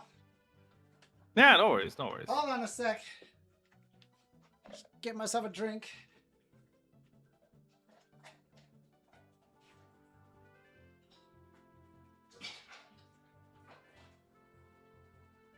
I mean, I'm looking at these people in chat, and it's always like so strange. It's like we're living in the same. Andrew Wilson put a hit out on me. Oh, really? Yeah. What the fuck? Okay, that guy is just crazy. Yeah, Andrew Wilson. I mean, he's a piece of shit. Yeah, Andrew Wilson. He has on his Discord like, hey, go to First Amenders channel and harass him and cause trouble. And I'm like, that would probably why I get so many haters. Like I truly believe that. Yeah. So it's only a matter of time before we can get some, decent people. No, but it's like we're living in the same place. You would say that we all live in That's the why same we reality, always talk about, and like- we are all looking at the same things. But yet these people are looking at the Trump lies, and the only thing they had to say is that, oh, Amender has like TDS. It's like, oh, wow, really? It's like somebody pointing out like the lies that this guy spews out. The literal, in the State of the very, Union, very easy right? to In the disprove State of the lies. Yeah, I mean, it's just crazy. Yeah, it's absolutely ridiculous. All right, it looks like we got our third stone, by the way. Oh, let's keep going on the Trump speech. By the way, we are taking calls. If you want to call in, phone number is 202-998-5218. That point, to prove that point, here with us tonight is a group of winners who just made the entire nation proud. The men's gold medal Olympic hockey team. Come on in. Yay, sports ball. Yay, sports ball. Yay, sports puck, in this case. Yeah, I mean, it's so shit for those guys to actually be part of this. I They mean, probably don't even, half of them probably don't even support know. Trump. No, I don't believe that. They know exactly what they're doing. They're lending their image and their work to support this Ooh, administration. phone call. We got a phone call. You're on the line with First Amender. Hey, how you doing, good sir? Can I get your name? This is Jeremy. All right, Jeremy, what you want to talk about? I am a woke liberal, and I'm ready to hear you out. All right. So, from your perspective, as you say, a woke liberal, is a hot dog a sandwich? Is a hot dog a sandwich? I don't refer to it as a sandwich colloquially. It's just not what people think of when they hear sandwich, but I get your point. Does it fit the definition of a sandwich, would you say? I don't know like a good adequate definition. I just know what a sandwich looks like. Is a burger a sandwich? I think so, yeah. What about a Subway sandwich? Is that a sandwich? Yeah. Okay. Well, I hope you have a good night, brother. Peace. Good talk.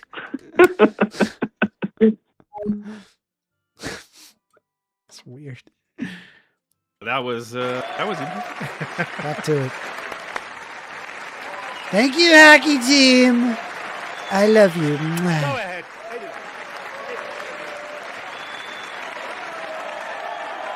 I love you so much, Hacky Team.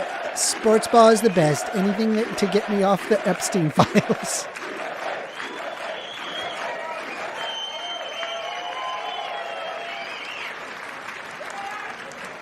That's the first time I've ever seen them get up. And actually, not all of them did get up. But they beat a fantastic Canadian team in overtime, as everybody saw. As did. Wait, some of the ice hockey people didn't get up? Is that, or was he referring to the Democrats? I don't know. Maybe he's also referring to some conservatives because they're probably Not like everybody fat and got lazy up. to get up. Why won't they get up? I'm amazing. I'm the best. Yeah, I mean, this is the thing, right? It's like why? Because they brought the hockey team there so they can say then for the Democrats that didn't rise up and like applaud it. It's like, you see, they're un-American. They're not applauding the team, when it's clear that if they do that, they're also like engaging with this administration, right? And they would have to clap for this administration. So that's why like the fact that the hockey team was there is like so shit for them, and they're going to be like viewed so shitly in history because they did that. I mean, I don't know. I just, I'm going to be honest with you. If I was a part of that hockey team, and it's like, oh, the president is inviting you to blah, blah, blah. Sure. Who cares? Sure. Like, I don't have to actually support the president. It's just like an opportunity to be out there, I guess. Right. When else do you get an opportunity like that? Right. I don't think they needed to do that. I think they could have, again, it's like if I was in their position, if I was one of the members, I would have definitely not gone there. Yeah. Because it's like, again, it's like if you're there, you're condoning with your presence. Maybe. Yeah, maybe. Let's continue there. The American women who will soon be coming to the White House.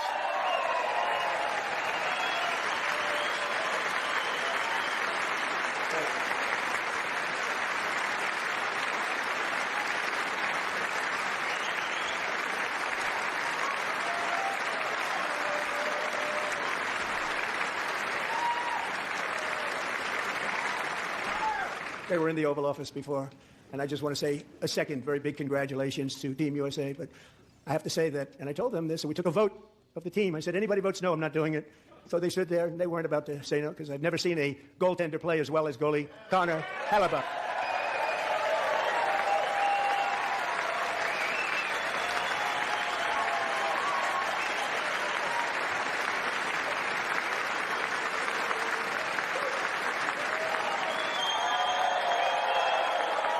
Yay, gold medal. Let's go, sports ball. Anything to get our mind off of the Epstein files. Shots on goal, and I asked him, the one shot, the one where you put your stick in the back and it hit the neck of your stick and bounced off. You practiced that, or was that a little lucky? He refused to answer that question. But I just want to tell you that the members of this great hockey squad will be very happy to hear, based on their vote and my vote, and in this case my vote was more important, that I will soon be presenting Connor with our highest civilian honor, which we will be given, and which has been given to many athletes over the years. But when I say many, not too many, like 12. It's called the highest civilian honor in our country, the Presidential Medal of Freedom. Is it? I thought the Medal of Honor is the highest civilian honor. Is that the case? I think the Medal of Honor is not a civilian honor, though. I think the Medal of Honor is only for military personnel. Let's see. Yeah, Presidential Medal of Freedom. Okay.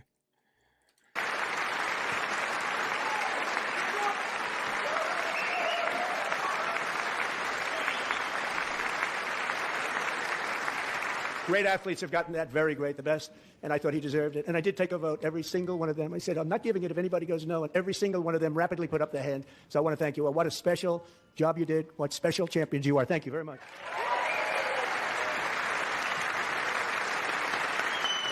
Sports ball. Anything to get our mind off the Epstein files.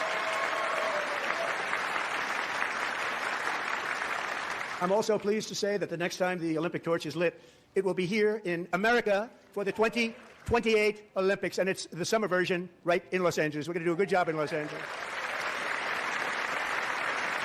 Oh boy. They'll increase ice presence. And Los Angeles is going to be safe, just like Washington, D.C. is now one of the safest cities in the country. Is Washington, D.C., I mean, like, I guess, like, if you took everybody and locked them in a cage, I guess that would make you the safest city. Does that, like, what happened to, like, the phrase that, and I hate this phrase, by the way, but what happened to the phrase by Ben Franklin where he says, he who sacrifices freedom for security will lose both and deserve neither? What happened to that phrase? Yeah. They're just like, oh, now it's the safest country ever. They don't give a shit about that.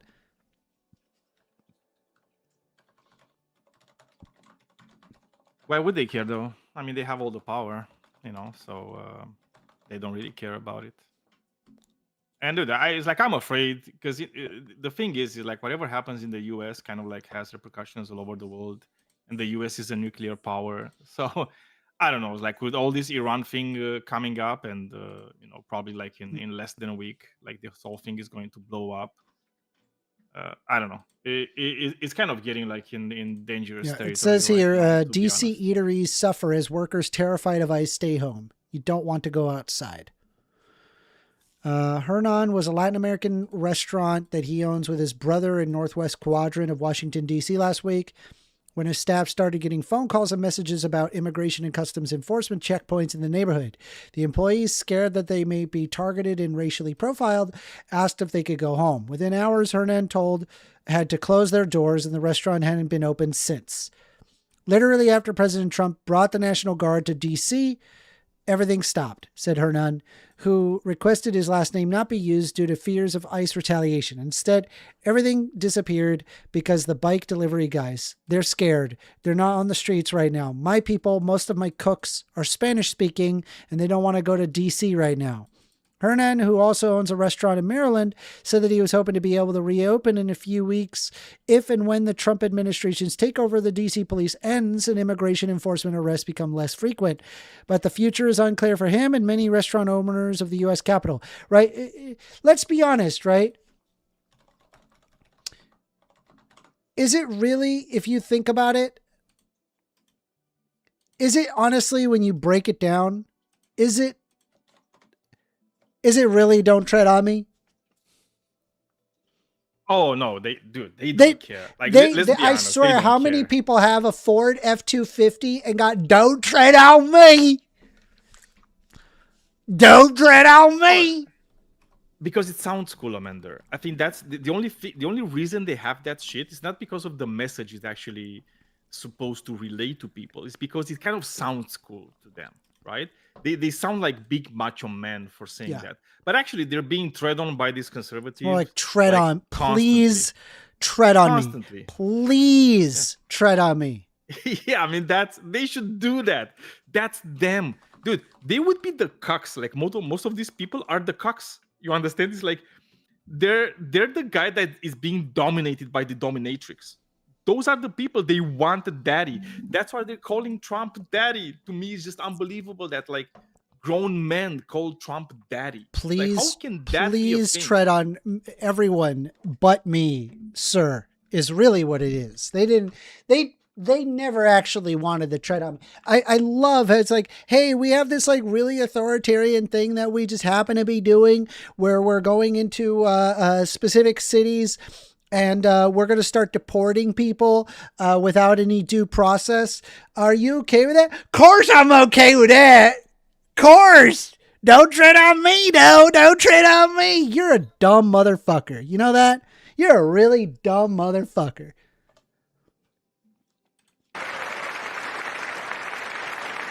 And this year, and I must say I got them both. I got them in the first term, and I was disappointed because I didn't think I'd be the president when this happened. But strange things took place, and now I've got them because I got the Olympics and I got the 2026 FIFA World Cup, and I wanted to claim the 250th, but I didn't get away with that one. I couldn't claim that one for myself. But we're getting the World Cup, so we have the World Cup and the Olympics coming, and that is exciting news.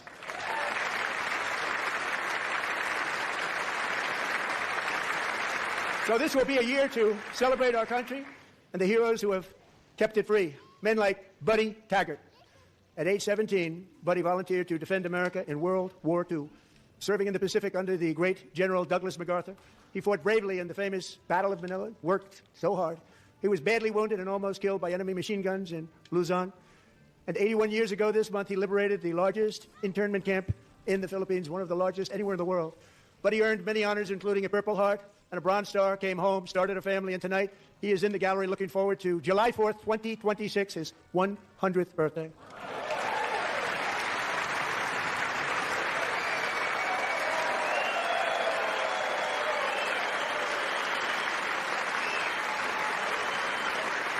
Man, that is a God. I can't even imagine having a conversation with that guy. God, that guy must be like, that guy's brain must be so cooked. Buddy, you're a brave man, and we salute you. Even in times of challenge, setback, and immense heartache, the spirit of 1776 has always shone through very brightly. It was July 4th of last year when floodwaters tore through a girls' summer camp in Central Texas, one of the worst things I've ever seen. I was there, rising 26 feet in the matter of minutes, tragically claiming many, many lives. You all remember that one? As the water. Yep, I remember that one. It was the Republicans that said that they wanted that they defunded particular alarming mechanisms, which I believe like the funding was like, what was the amount? I would think it was, well, it wasn't even an like a very large expense. It just, the Republican governor was just like, no, we don't need to spend on that. No, resulting wait, in the that death was of part those, of the those Doge girls. cuts too. Yes, Because that was part of the Doge cuts, because they cut away like the not NORAD, like the weather thingy, right? but we That got to have stop the United way States. the fraud and abuse, Daniel. Yeah, Those obviously. poor I mean, girls. What's dude? We need to stop like kids' cancer research. I swear to God, you know?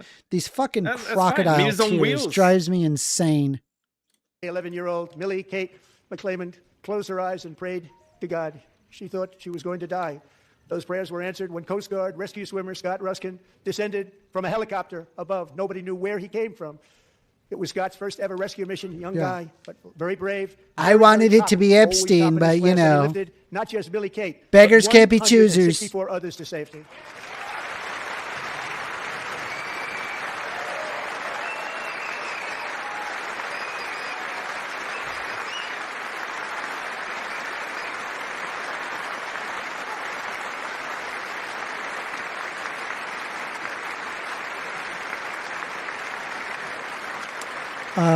People watched Scott from a distance. Buddy Horowitz says, look, kid, your face against Gen X. Now this is the dying into the world for us. We're going to make damn sure what we want is going to happen, and you are facing Gen X. Now it's a war. What? Distance, and they couldn't believe what they were seeing. The winds were blowing, the rain was I blowing, don't really get everything it was either. going, and that rapid water, nobody's ever seen anything like it. They said, wow, that's something. Tonight, Scott and Millie Kate are here together, reunited for the very first time. Thank you, Scott, Millie Kate.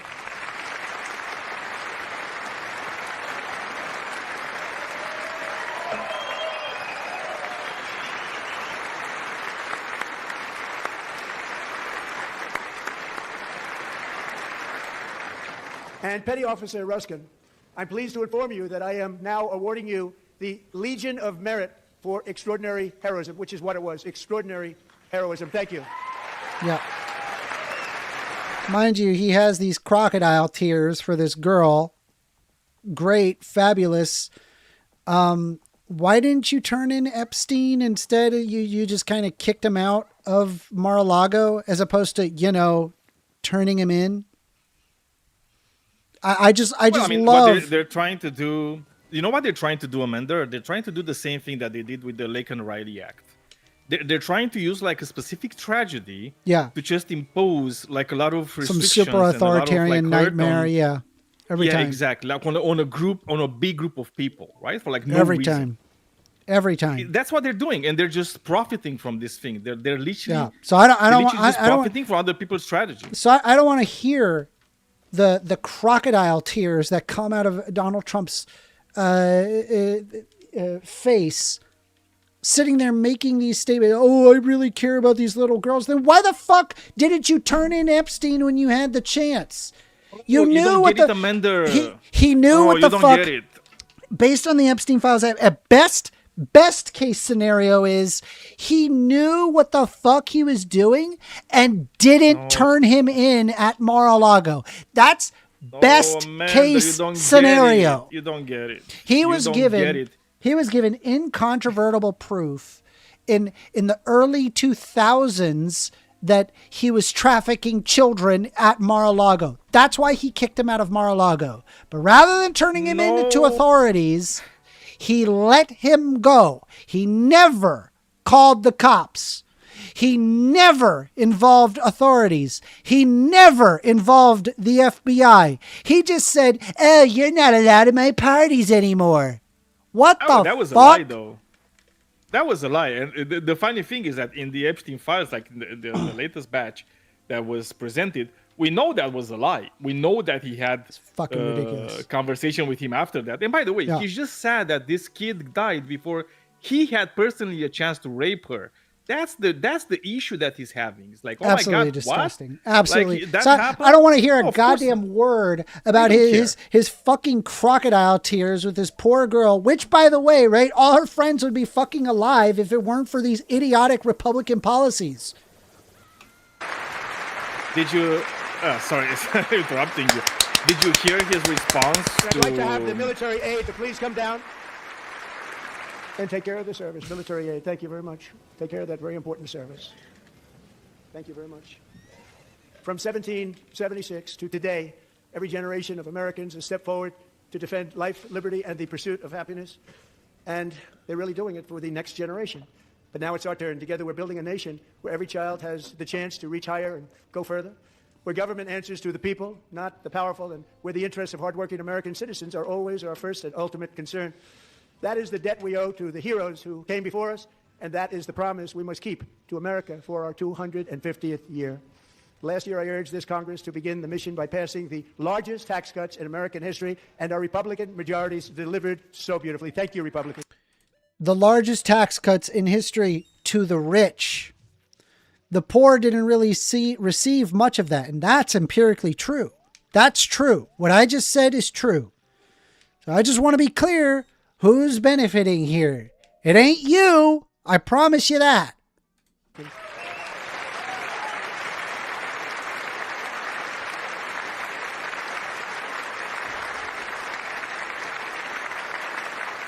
All Democrats, every single one of them, voted against these really important and very necessary massive tax cuts.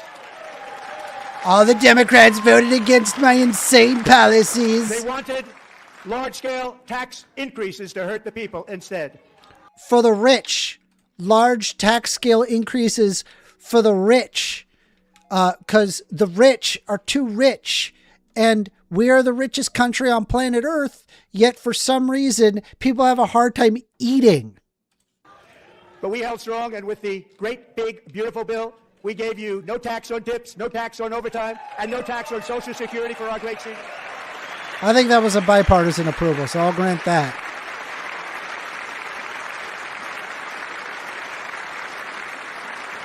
And we also made interest on auto loans tax deductible the first time, but only if the car is made in America. We got here $5 coming in from Technicalist. Thank you very much, Technicalist, for donating $5, saying, when the rich are clapping, you should be concerned. Very true. Very true, because they know exactly what happened. They know that they got a ton of tax benefits. They know. Yeah, there's this guy saying that actually Trump, he actually went to the police and there's an FBI report on him about like Epstein. And I asked him just to show us the report. Show us where he did that. You know what he's not going to find, Amanda? He's not going to find the fucking report of Trump going to the police or the FBI and announcing like Epstein, because there is no such thing. Instead, there's him being in the Epstein files more than 1 million times. And you know what the funny thing is, Amanda? Like Mar-a-Lago is actually mentioned more in the Epstein files than his fucking pedophile island is. So because check this out. That was also one of the points where he got girls from. So independent research. This is for the Institute on Taxation and Economic Policy. It is not a partisan think tank, but a bipartisan understanding of tax policy. What it is saying here, taking all policies of President Donald Trump and the Republican majority in Congress into account, all but the richest Americans are paying higher taxes on average in 2026 they did last year. These policies include dramatically increasing tariffs on goods from abroad, a tax that economists widely agree that most borne by American consumers.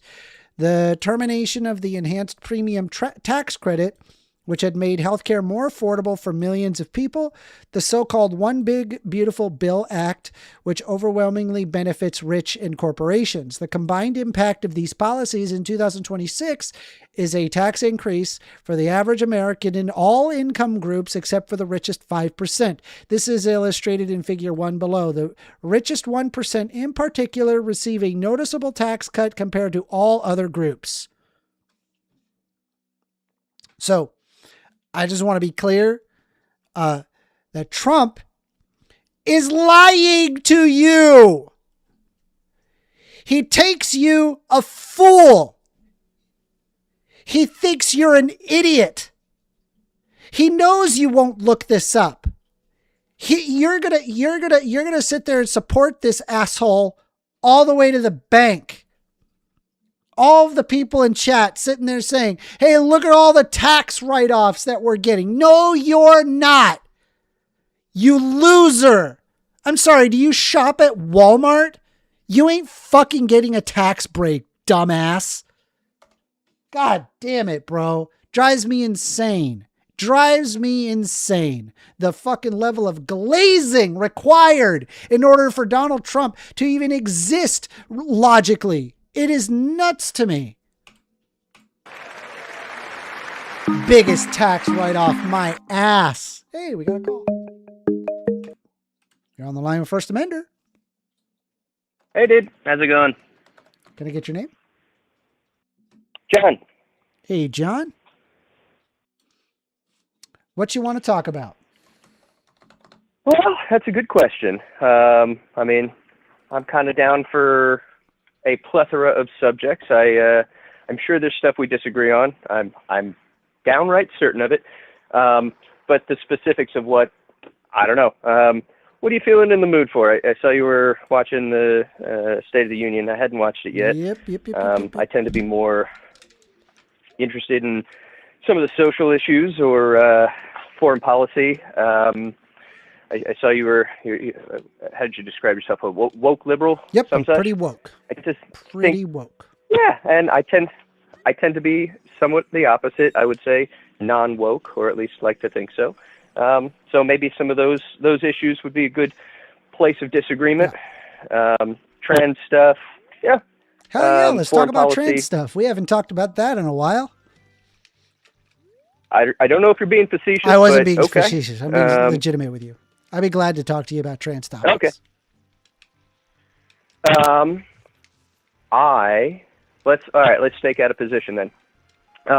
What I think one of the easiest ones to look at would be males in female sport. Mm-hmm. But I take issue, I would say, with three broad categories: males in female sport, the males in single sex spaces generally. So I'm thinking here like changing rooms, like group changing rooms, group showers, prisons, things of that nature. And then there's the childhood aspect. But yeah, those are the areas that I see being fairly problematic with the way things are. Which one do you feel most strongest in? Within state. Yeah, I think sports pretty clear cut, pretty easy. It is easy for people to see the fundamental fairness aspect or lack of fairness aspect of integrating males into female sports. So that might be a good one, although there's not quite the danger aspect that then comes from, say, having males in single sex female spaces like prisons. That's a legit danger aspect. So depends. One is clearly broader. The other, I think, is a higher level of danger unfairly imposed upon the female population. Okay, well, let's stick to one. Let's stick to one topic. We can talk about the trans sports thing. How do you feel about biological women that possess more testosterone than normal? That's not typically so. I think the natural variations within the female population are part of just the category that we've decided to divvy things up with. So I think back to, why do we have female sports divisions to begin with, and kind of go from there. Originally, we didn't have female sports divisions, right? And that's more an artifact of the 70s, at least in formal sports stuff. Obviously, women have gotten together to do stuff on their own, and men. But most of the sports were just kind of what we would call unlimited. Either females were excluded because they shouldn't play sports generally, would the thinking go. That's not what I'm saying. Or, it's unlimited. Anybody plays, but you get a natural filtering of, well, men are just generally going to win, absent an extraordinary situation. So we have female sports specifically so that females can win. And I think that's a legit thing. We decided to do that. And so because of that, we made the differentiation between sex. And so, yeah, you're right. There's going to be natural variation in sex. I mean, Michael Phelps is going to destroy a lot of other dudes because he's got all of that stuff going on. But he's still a dude, and the chicks are still chicks. So to answer your question, to get back to answering your question, I don't see that as significantly problematic, the natural variation among females. So, But so it seems to me so to be if I had to different break it, when you're. No, sorry, I was gonna. Go ahead. so if I had to break down your answer here, what I'm assuming is that if a biological woman has unnaturally high levels of testosterone, she can compete.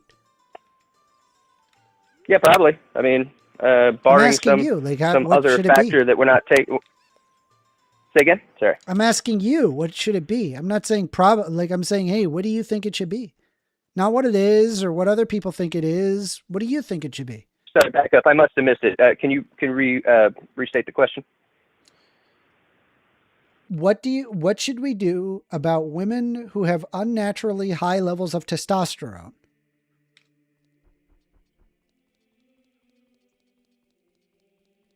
I'm not convinced we should do anything. So we should let them compete. Yeah, don't see too much reason not to.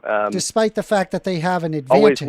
Always willing to reconsider my position, but no, I don't see someone who, for whatever reason, has just a higher testosterone level.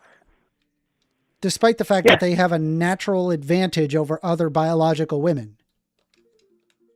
Sure, but so the advantage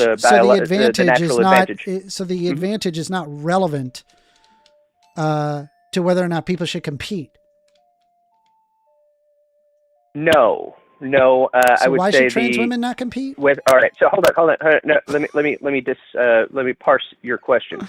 So a difference in advantage and individual advantage, you're saying, is not relevant to whether or not people should compete against each other? That's not what I said. That's what you said. No, I'm sorry. Back up a step, and then can you restate what you're asking me?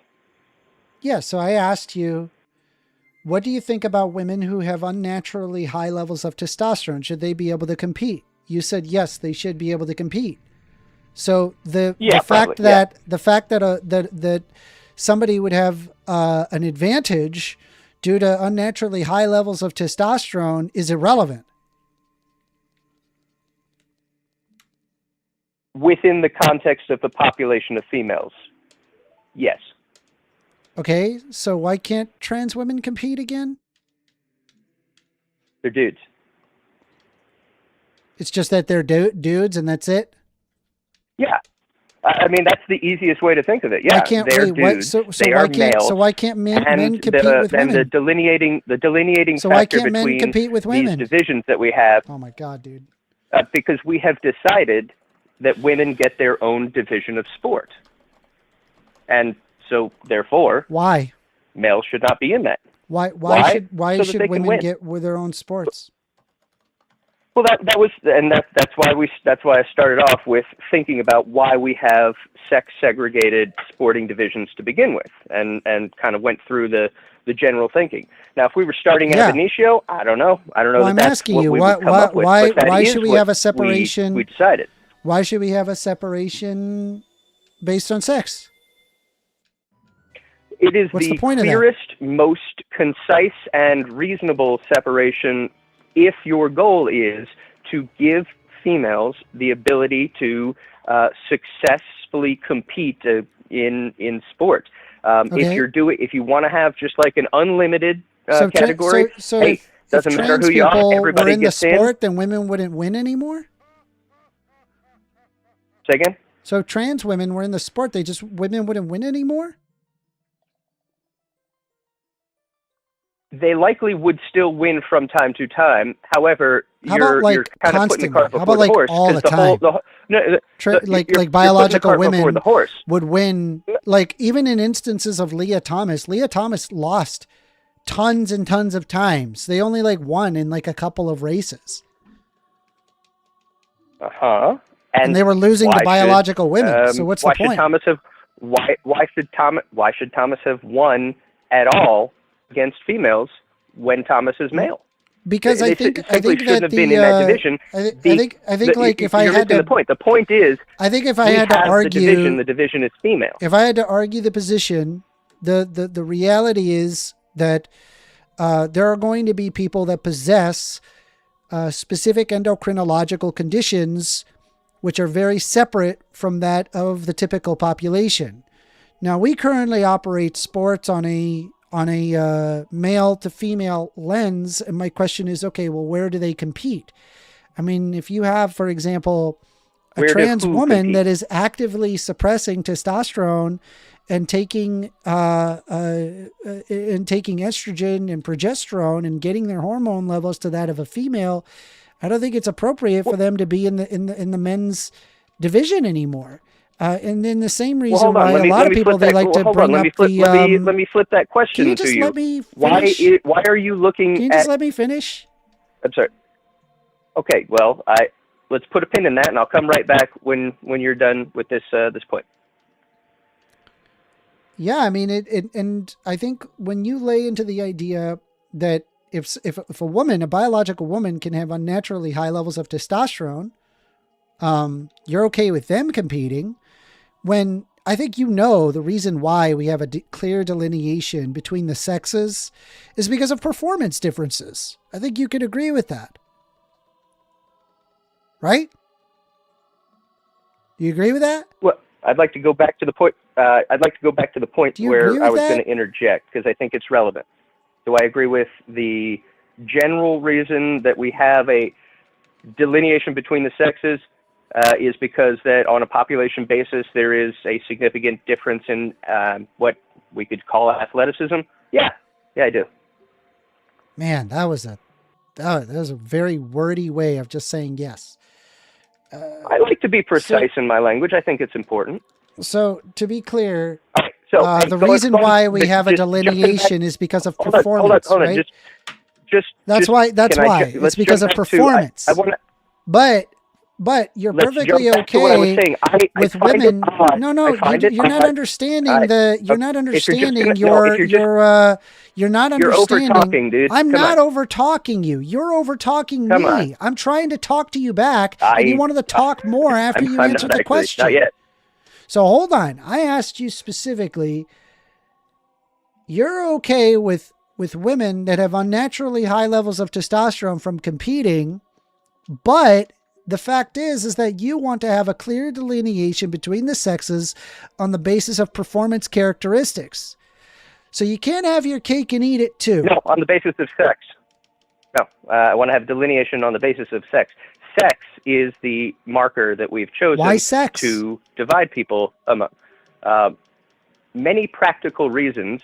But all right, list one. We need Why to go back sex? to that thing that I put the point in. Why sex? Well, yeah. I imagine a lot of it was the feminists pushing to have separate female divisions so that women So the reason could, why we have to be fair, right? Feminists would, just so you're aware, feminists today would 100% argue for trans women. Hey, feminists would argue for trans women to be included. So no, not feminists.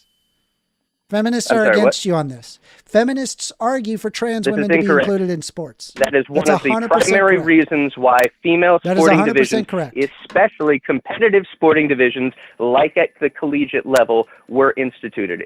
Feminist philosophy promoting equality is exactly why that was the case. It's also why Title IX exists, to give those female divisions a more parity when it comes to funding and such. That is very much a classically feminist position. Well, you're just wrong here. It would be here. I'll show you this.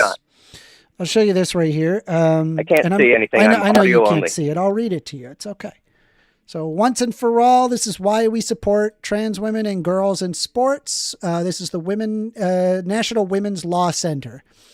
Recent years, far right is attempting to divide and thereby weaken our feminist movement with fear-mongering around transgender women athletes in women's sports. The National I do Women's not Law Center know this unequivocally supports organization the or inclusion of why trans their women in opinion women's would sports. matter for this If you call discussion. yourself a feminist, you should too.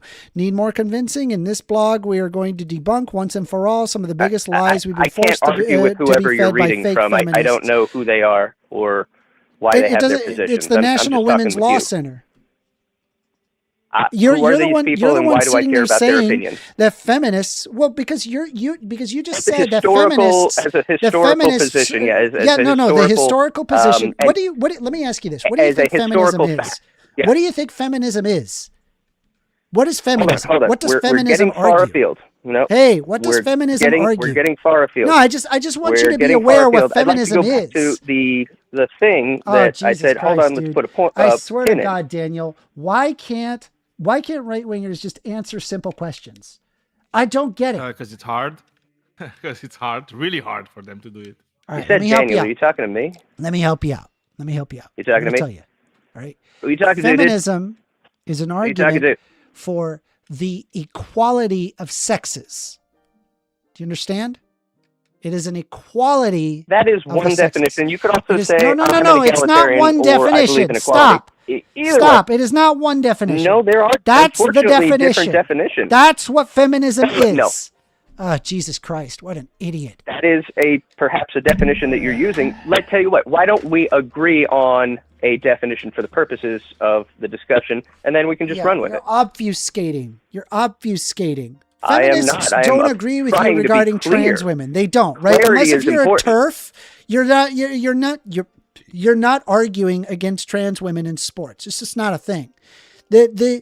When you're sitting here if you saying ask an feminists in the equality 70s, between the sexes, they would right? have I think a if you consistent think about it opinion for a consistent second, with Jesus what I've said. Christ, he can't help but overtalk. If you Dude, that's projecting agree hardcore. that Come on, man. women, Let's be reasonable here. if you can agree Dude. that women who have unnaturally high testosterone levels, that obviously would impact their performance, right?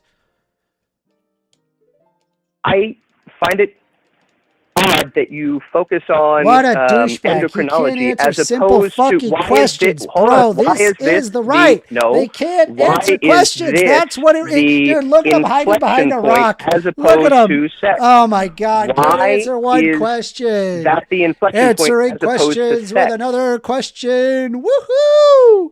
Take a drink every Well, that's time that because the you right won't get winger back to doesn't that answer a point that you fucking kind of question. trod over. We have to. We We have to go back and forth. we got a feminist in That's a chat here conversation. saying I'm a feminist first and absolutely correct on the definition and on the belief of feminists. Great work. I agree. All right. So Why do you think we have a female division of sport? Performance difference. If not what I said. Performance difference. So why is it based on sex as opposed to some other proxy? I think like you can have a nice happy medium where it's like you're going to have trans people that they ought meet certain hormonal. You're not answering the question. I am answering. I'm Why is answering it divided directly. by sex? Why is it divided? Because of performance differences. I've already answered that. Then Are you listening? why sex specifically? I am, but that doesn't connect. Because That's of a non performance sequitur. differences. How many times do I have to say it? The performance. Yes, The there's a performance performance difference differences between between men males and and women. females? Yes. Yes. Okay. Yes. In which females tend to underperform athletically Yes. when measured against males. Yes. Okay. Uh-huh. So if you recognize that, Uh-huh. move to the next step of the next Yeah. step of your So argument. there are going to be people that just perform better than other people. They just do, right? For example, women that possess endocrinological conditions such as that causes them to have excess levels of testosterone would be an example of somebody that would naturally have an advantage over many female athletes. I believe that that there are lots of people that possess genetic anomalies that enable them a great deal of success. great examples And of that. so- Usain Bolt is super fucking fast because, let's be honest, on top of the fact that he trains all the time, he's also he has a genetic advantage over other people. Same thing with Michael Phelps. Let's say Same I thing agree. with Let's same say- thing no, with let's say I Shaq. agree Shut with up! there are I'm these outliers. explaining it to you. Do you not understand that I'm trying to explain it to you? I'm trying to explain it to you. So listen. Well, but you're not listening. And calm You're down. not No, listening. I am listening. I listened to exactly what you You're said. bloviating. And Just now you're calm not, down. So Calm then I down. need you to I'm fucking granting well then your point. fucking Hold listen. on. All I'm right. granting your I'm gonna point. mute you. Let Jesus me grant Christ. your point. Can I please grant your point? Okay. What I need you to do is, I have you muted. Nobody can hear you, by the way. I need you to just sit down and just hear out my argument. Okay? So, I believe that there are people that possess genetic maladies about them that cause them to be much more performative than that of other people. As a result, do I say, hey, people like that shouldn't compete because it's unfair? No, I don't think so. I think we actually celebrate a person basically being able to compete at a higher level. We celebrate that sort of thing. It's a good thing that there is somebody that has a genetic advantage over others. I believe that trans people possess an endocrinological difference than that of ordinary cis people. And so as a result, I come to the conclusion that it is something that could be performative if they, for example, decide that they want to go into a sport. With that being said, am I against there being reasonable regulations on the amount of hormones that are allowed? Sure, to some level. I could see it. I could see exceptions for it as well. And I could, I could give you details on that as well. I am being entirely internally consistent here. I've thought about this a lot more than most people. So now I'm going to go ahead and unmute you and I'll let you respond. Go ahead. So why are you focusing on endocrinology as opposed to sex as the inflection point? You seem to be cherry picking endocrinology. Sex over is a part of endocrinology, you idiot. Jesus no, Christ, the other you're way. dumb.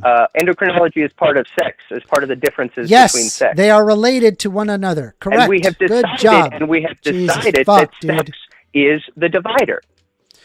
So do you not have conversations with normal people? I Are you unable to talk? Yes, I am. I am perfectly capable of conversation.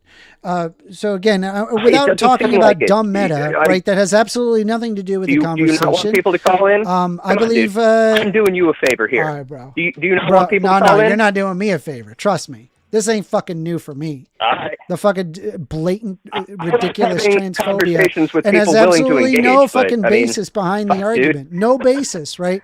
You still have not even understood nor competed with the contradiction. You have not been capable of even understanding your contradiction. Why you're talking about endocrinology as opposed to sex when the divider between the divisions We're moving on, dude. Sex. You're an idiot. I'll let you have the last word. Go Jesus, ahead, really bad at talking, dude. Yep, I guess so. Don't call in again. Now, go ahead. Eat a dick. All right, bye-bye, douchebag. Fuck, man.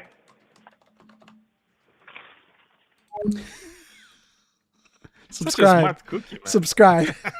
Did you catch the contradiction? Please tell me you caught the contradiction. I mean, this guy only had contradictions, like from the start. Like from the moment you asked him about if he was okay with women competing if they had like higher testosterone levels, and he was like, "Yeah, I would be okay with that." It's yes. Like, wait, what? Yes. What? Like, thank you. Yes. What? Exactly. What? Exactly. What the fuck? That's the problem. So you're okay with that? So. And then it's like the second lie was, and the second contradiction was like the only reason we have women and men categories at like things is because feminism. That's bullshit. It's That just happened wild. way before feminism. It's It's just nothing to do wild. with feminism. It's clear why it happened. It's because of the performance levels. Yeah. And what gives you more performance? Oh wait, is that little thing you actually said you don't care about, which is testosterone? Oh, Because hey, obviously he doesn't know shit about shit. let's so, let's you know, let he just let's pretends to keep know watching stuff. the presidential thing. Now that we got through that Yeah, it's more caller, interesting. the fucking ridiculous transphobia, bro. I swear, dude, they're like foaming at the mouth to be against trans people. They hate trans people. They hate them. Recently in Pennsylvania, I met Megan Hemhauser, a devoted mom who's homeschools her children, beautiful, 2 children, during the day while waiting tables at night as her husband works overtime operating very heavy equipment. Megan is here this evening and she's happy to tell you that she is so much richer because with no tax on tips, no tax on overtime, and her expanded child tax credit done again by Republicans, Megan and her husband will take home more than $5,000 extra just for the year, cutting her tax bill in more than half. By the way, I'm Second. okay with the no tax on tips thing. Problem is that these people have already gotten taxed thanks to the tariffs. Well, Anyway. that's the thing. But the child tax credit wasn't the Republicans actually voting against Yeah. the child tax credit? Like, Yes. was it like last year or 2 years ago or Yes. something? Yeah, Yeah. it was them, right? Yeah. It was the thing that actually reduced child poverty by 40%, more than 40% in the US, and they literally voted against it at the behest of Trump. Of course. I mean, these guys, it's just insane. The lies, like constant fucking lies. What about the time where you heard that they wanted to increase the funding on the border wall and Trump made personal calls to Republicans to actually not close down the border wall or to not block down the border wall because he wanted something to run? Not even kidding. That actually happened. yeah. Anybody remember that? No, but he was swear, the one bro. shutting down the bill, right? Because they wanted to make like the new, like the immigration bill and stuff like that, right? So where you have more judges to actually take care of like all the cases for immigration, for more funding for the border patrol and so on, right? And the one person that actually stood against it, it wasn't the Republicans, funnily enough, in the House and in the Senate. It was Trump. Trump was the one doing calls, like, you know, every you know, at every hour of the day to just make sure that people will vote against it, so it doesn't pass. And that was a bipartisan bill, by the way. Yeah. It's just insane. Anyway, let's keep going. Megan, please stand up. We're fighting for you, Megan. Thank you, Megan. Thank you, Megan. We're fighting for you, Megan. Under our bill, parents like Megan can also activate their children's brand new Trump accounts. And I didn't name it. I did not name that. Nobody believes me, but I did not name it. It was named by a very tall man sitting right there in the third row. Nice man, a good man. Tax-free investment accounts for every American child. This is something that's so special and has taken off and gone through the roof. Millions will be pre-funded courtesy of the U.S. Treasury and private individuals like Michael and Susan Dell, who have donated $6.25 billion to fund the Trump accounts for 25 million American children. They're great people. Not a bad idea, but also just FYI, right? Like throwing more money at the stock market ultimately helps favor the rich, as opposed to just regular that's for people. sure. Overwhelming, the most amount of stock is overwhelmingly owned by the ultra rich.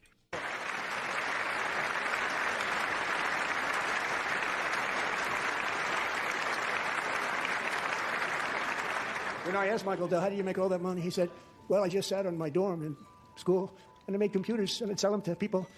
And I just kept selling and selling and selling. And pretty amazing story. That's called the American dream. He sold a lot of computers, a lot of those laptops. So I congratulate him on that. But I really thank him and Susan, as well as others like Brad Gerstner, a very tremendous guy. He was behind it right from the beginning. Brad Gerstner. Thank you, Brad.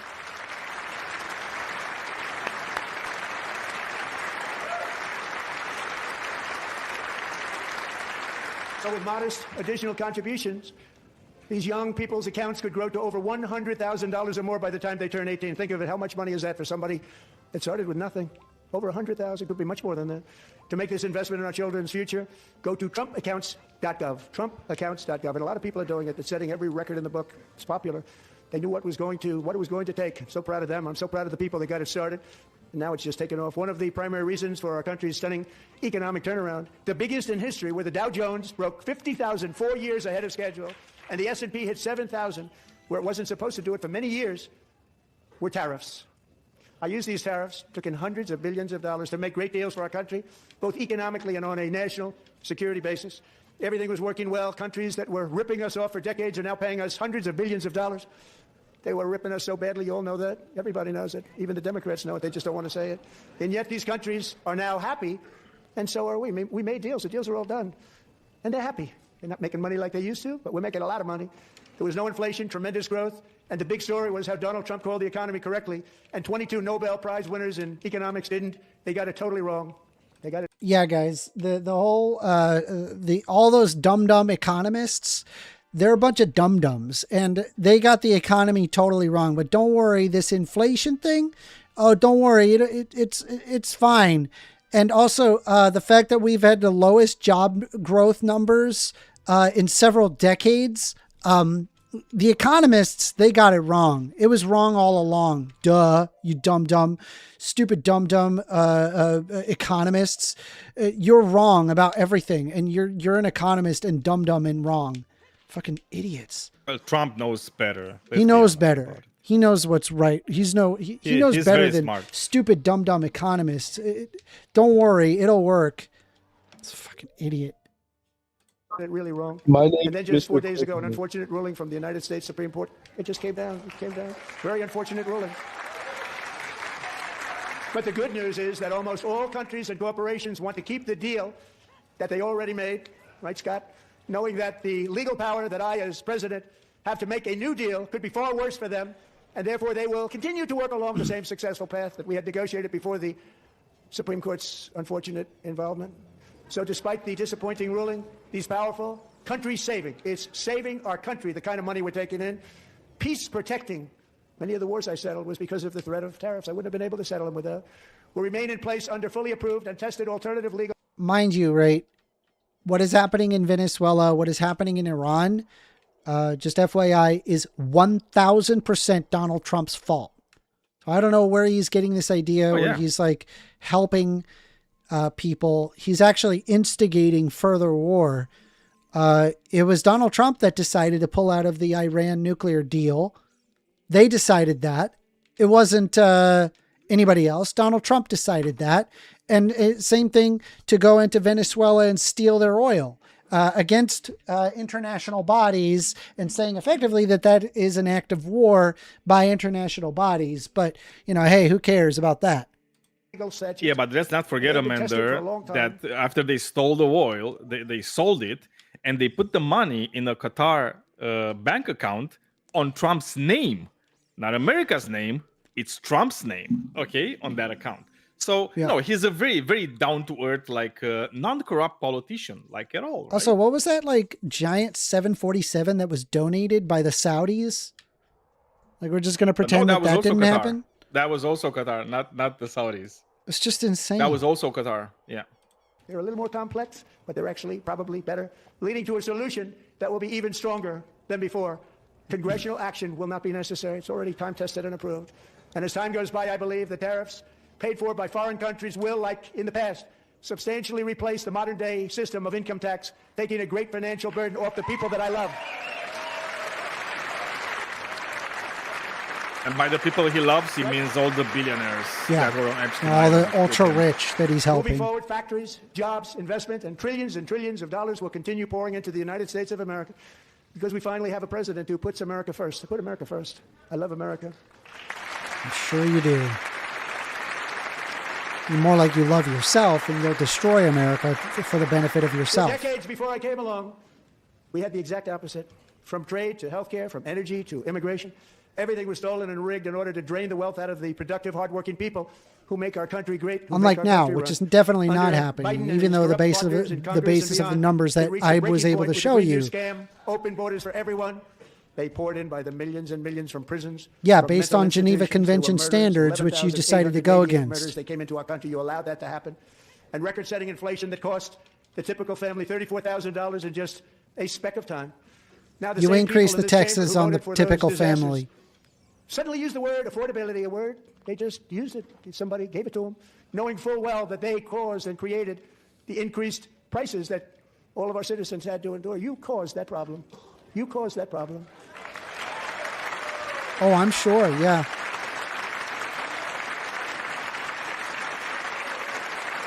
What a bunch of idiots, dude. They knew Idiots. their statements were a lie. They knew it. I don't think they're They knew idiots. their I just statements think were they're like dirty, extremely rotten lie. fucking racist. Do you think And that they they're just just like- want pain and suffering for others? Like, yeah, I I mean, didn't- look at this slogan, America First. Do you know who used the term and the slogan as a slogan for their rallies, America First? Who did that first? America first. I'm gonna tell America. you, it was the KKK. Yes, no, it was the KKK. Oh, okay. This was a KKK slogan in the 20s. Of course. That was used, Classic. right? So it's not a wonder that they're doing this, right? It's obvious. It's like what they're doing. This is all these people are just like fucking racist and white supremacists, and they just want as much hurt on anybody that isn't like them, isn't white. And also, they don't care about poor people, right? Because let's be honest, it's like they give as much shit about poor white people as they do about brown or black people.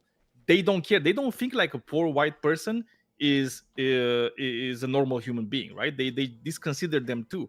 They don't care about the amount of pain and suffering they cause to anybody that's not in their class of people, which means like the ultra wealthy. They don't care. Yeah. Anyway, let's continue. Their policies created the high prices. Our policies are rapidly ending them. We are doing really well. Those prices are plummeting downward.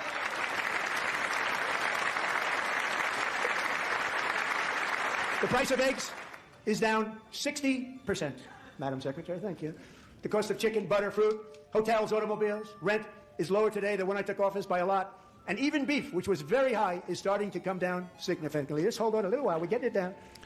Beef is up significantly because it was under the Trump administration that they stopped international trade, gave money to people in Argentina against beef traders, which basically caused there to be more people in beef to leave. And there's also been an increase of people wanting more beef because of insane people like Jordan Peterson arguing beef-only diets. And soon you will see numbers that few people would think were possible to achieve just a short time ago. Nobody can believe when they see the kind of numbers, and especially energy. When they see energy going down to numbers like that, they cannot believe it. It's like another big tax cut. I'm also confronting one of the biggest ripoffs of our times, the crushing cost of health care caused by you. Since the passage of the Unaffordable Care Act, sometimes referred to as Obamacare, big insurance companies have gotten rich. It was meant for the insurance companies, not for the people. With our government giving them hundreds and hundreds of billions of dollars a year as their stock prices soared 1,000, 1,200, 1,400, and even 1,700%, like nothing else. That's why I introduced the great health care plan. I want to stop all payments to big insurance companies and instead give that money directly to the people so they can buy their own health care, which will be better health care at a much lower cost. Waiting for that health policy to get released. I mean, he had said he had concepts of a plan, several years ago. I mean, we were waiting for that. I mean, I think he was 2 weeks away and then a year away and all sorts of nonsense. Oh no, it's always 2 weeks away. And then we're gonna, yeah, and it's then we're always gonna 2 weeks away. and then we're gonna show what? We're gonna show Donald Trump, who's there with RFK. The anti-vaxxer, which, by the way, yes, he is an anti-vaxxer. I feel like I proved that pretty conclusively.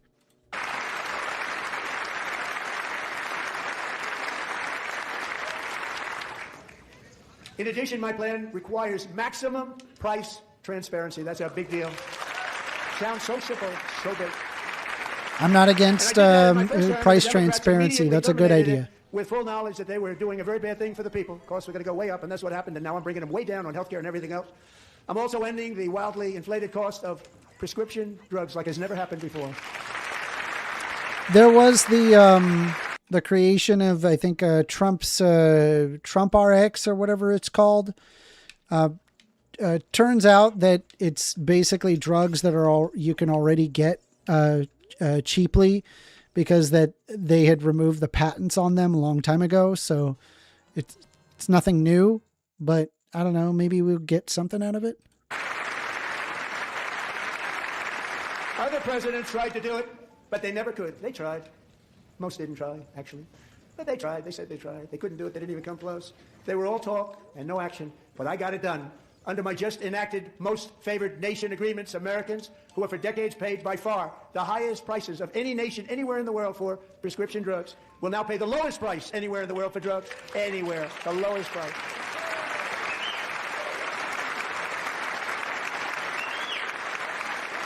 So in my first year of the second term, should be my third term, but strange things happen. Bro, don't even.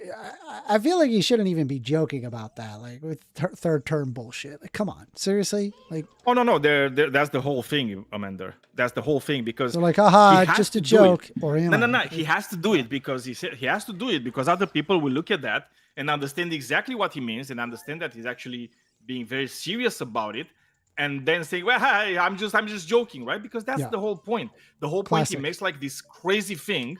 And whenever you're pointing to that and saying, well, wait a second, that's actually illegal and that's against the Constitution. All these conservatives, like, come on, man, don't you know Trump is always like joking and miming and doing all that shit. And when he actually does it, they're gonna turn around and say, well, he told you he's gonna do it. He told you. So now you're bitching about it? Yeah, of course. Yeah. Every time. Love it. Prescription drugs, a very big part of healthcare, from the highest price in the entire world to the lowest. That's a big achievement. The result is price differences of 300, Talk is 400, cheap, 500, Trump. 600% and more. All available right now at a new website called TrumpRx.gov. And I didn't name that one either, by the way. He didn't name that.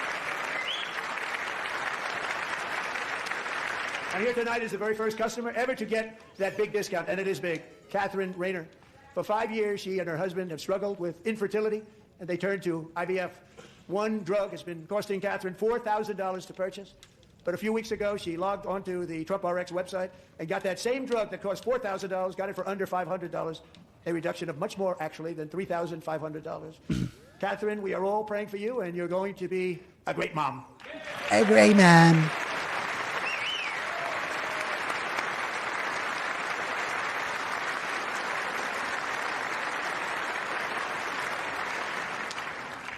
So now I'm calling on Congress to codify my most favored nation program into law. Now, the one thing, I'm not sure it matters because it's going to be very hard for somebody that comes along after me to say, let's raise drug prices by 700 or 800%. But John and Mike, if you don't mind, codify it anyway. He may do it. Codify it anyway. Thank you. Many Americans are also concerned that energy demand from AI data centers could unfairly drive up their electric utility bills. Tonight, I'm pleased to announce that I have negotiated the new Ratepayer Protection Pledge. You know what that is? We're telling the major tech companies that they have the obligation to provide for their own power needs. They can build their own power plants as part of their factory so that no one's prices will go up. And in many cases, prices... I'm actually not against that at all. I think that's actually a good idea. See, there. Now chat can't say that just because it's Trump that I'm just going to hate on it. No, dude, if you have a policy that actually sounds feasible and it sounds intelligent, I'm going to be in favor of it. Doesn't matter if Trump says it. I just think most of Trump's policies are dog shit and don't benefit you and only benefit the ultra rich. In the instances of controlling these AI companies, consuming too much energy at the expense of everybody else and that they should be responsible for that. Great idea. That's not a bad idea at all. See? Bro, can I move? No, leave me alone. Yeah, well, maybe you can. Maybe you can. I'm sorry. All right. Electricity will go down for the community and very substantially down. This is a unique strategy never used in this country before. We have an old grid. It could never handle the kind of numbers, the amount of electricity. Listen to Witch. Look at Witch. Are you okay? Are you listening to what I said? Name one thing you liked that Trump did. I just did. You just said I it. just Dude, they did. Don't care. Are you they okay? Don't care. Y'all are insane, dude. That's needed. So I'm telling them they can build their own plants. Y'all don't listen to me. Y'all do not listen. You don't. While at the same time lowering prices of electricity for you and could be very substantial for all of you cities and towns. You're going to see some good things happen over the next number of years. Another pillar of the American dream that has been under attack is home ownership. With us tonight is Rachel Wiggins, a mom of two from Houston. She placed bids on 20 homes and lost all of those bids to gigantic investment firms that bypassed inspection, paid all cash, and turned those houses into rentals, stealing away her American dream. She was devastated. Stories like this are why last month I signed executive order to ban large Wall Street investment firms from buying up in the thousands single-family homes.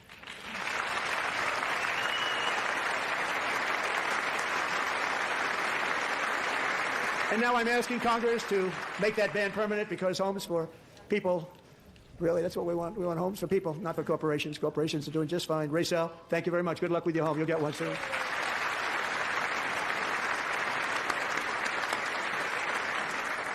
We're also working to make it easier for Americans to save for retirement.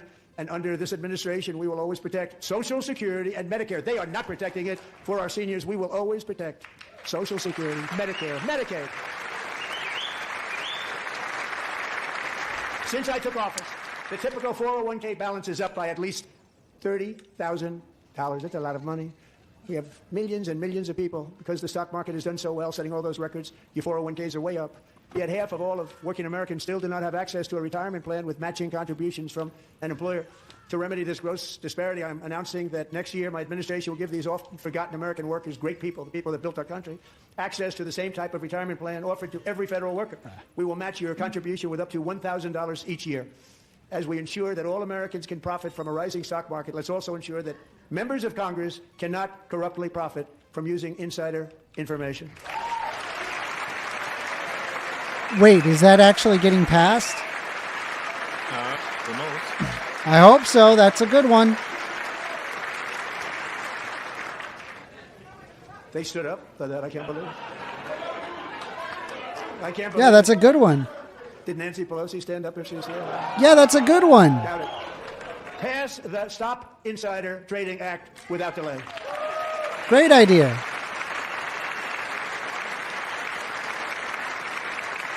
That's a bipartisan support. I Let's wasn't do sure it. if anybody even on this side was going to applaud for that. I'm very impressed. Thank you. I'm very impressed. Yeah, But when why it would comes to Democrats the be corruption against that that, is you plundering- fuckwad? It's plundering America. There's been no more stunning example than Minnesota, where members of the Somali community have pillaged an estimated my God, $19 bro. billion from the American tax. Oh, the fucking racist, dude. I swear every time with the fucking racism, dude. More with the dude, if there's instances of fraud, once again, great, fabulous. Put them in jail. I'm not against that, right? But why do you bring up specifically Somalis? Even if 100% of the people were, even if there were like 100% of them were Somali, I think that's beside the point. I think it's like, okay, well, it's just people committing fraud. Why do you have to lay into the fact that it's Somalis? What that does is that it demonizes Somali people that are following the law. Exactly. But that's the whole point, Amanda. And in It's like you actuality, need to the number is demonize much the higher whole than that. group. And California, Massachusetts, Maine, and many other states are even worse. This is the kind of corruption that shreds the fabric of a nation, and we are working on it like you wouldn't believe. So tonight, although started 4 months ago, I am officially announcing the war on fraud to be led by our great Vice President, J.D. Vance.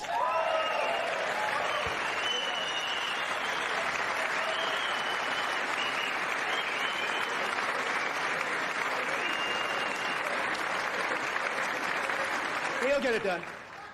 And if we're able to find enough of that fraud, we will actually have a balanced budget overnight. It'll go very quickly. That's the kind of money you're talking about. We'll balance our budget. The Somali pirates who ransacked Minnesota. I'm going to wait. Yeah, what? He's calling them pirates. Bro. Well, because of the movie. Remember the movie they did like a few years ago with like Tom Hanks? You know, I'm the captain now. I love that movie. That Captain Phillips. I love Captain yeah, Phillips. Captain Phillips. It's a great movie. Tom Hanks, right? It's like I have a soft spot for Tom Hanks. Great fucking actor. But you know, he needs to say that everybody, all the Somalis, they're just like the pirates in that movie. Yeah. And he's just brushing off the fact that the head of the Hydra, so to speak, the person that actually instigated all the fraud in Minnesota was a white lady. Oh my God, there were white people doing that, and actually that benefited more than the Somalis. Oh, that's crazy. Yeah, we're not gonna mention those people because they're white. You know, we don't care about the white people right now. We just need to be like really, really racist about the brown Somali people because we don't like them because they're Somali. They're not like us. It's terrible. Remind us that there are large parts of the world where bribery, corruption, and lawlessness are the norm, not the exception. Importing these cultures through unrestricted immigration and open borders brings those problems right here to the USA. And it is the American... There's nothing inherent about Somalis in committing crime. It's not a thing. It's just in your head. If you have people with high socioeconomic conditions, that is a less propensity to steal. People who pay the price in higher medical bills, car insurance rates, rent, taxes, and perhaps most importantly, crime. We will take care of this problem. We're going to take care of this problem. We are not playing games. Delilah.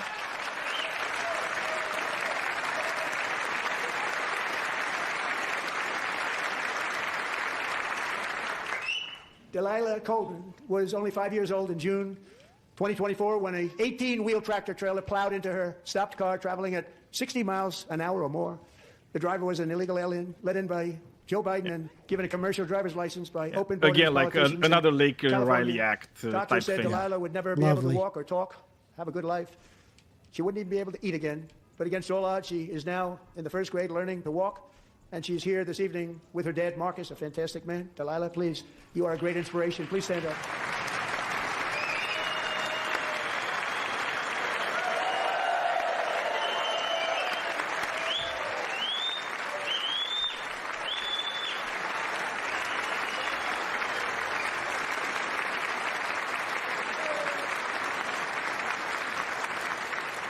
Thank you, Delilah.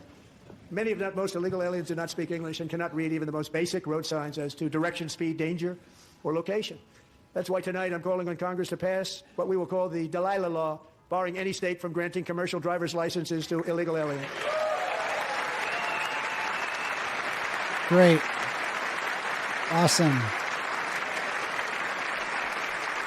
We don't need them Yesterday, driving. As you probably saw at the White House, I hosted a ceremony with Fucking Americans racist. who lost their treasured loved ones to the scourge of illegal immigration. People came into our country. How we allowed this to happen with our open borders. It's These just are a the reason angel to moms and legally families that for discriminate decades against Our people. government betrayed and our media totally ignored. Totally. It I was mean, terrible. they have to, Hard believe, you know, actually. put it into In law. 2023, a Awful. 16-year-old high school cheerleader Awful. named Elizabeth Medina was supposed to perform in her town's Christmas parade, but she never arrived. Her mother, Jacqueline, went home to look for her, and she found her lying dead in a bathtub, bleeding profusely after being stabbed 25 times.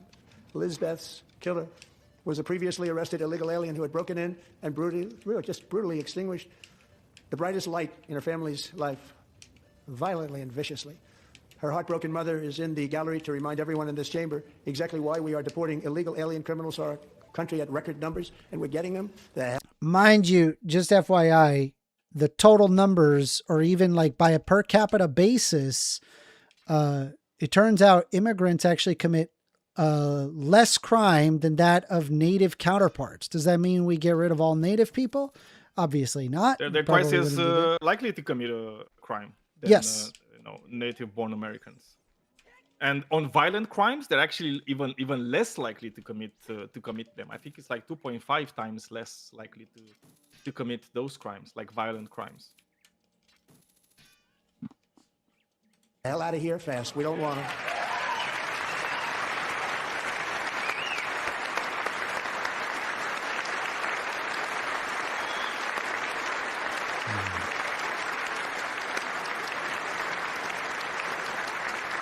Thank you very much, Jacqueline. Thank you. We can never forget that many in this room not only allowed the border invasion to happen before I got involved, but indeed they would do it all over again if they ever had the chance. If they ever got elected, they would open up those borders to some of the worst criminals anywhere in the world. The only thing standing between No, we just Americans wouldn't and a do wide open racist border policies. Right now is You President want to do the Donald J. Trump racist and our great policies, Republican patriots in Congress. which is the Thank problem. you.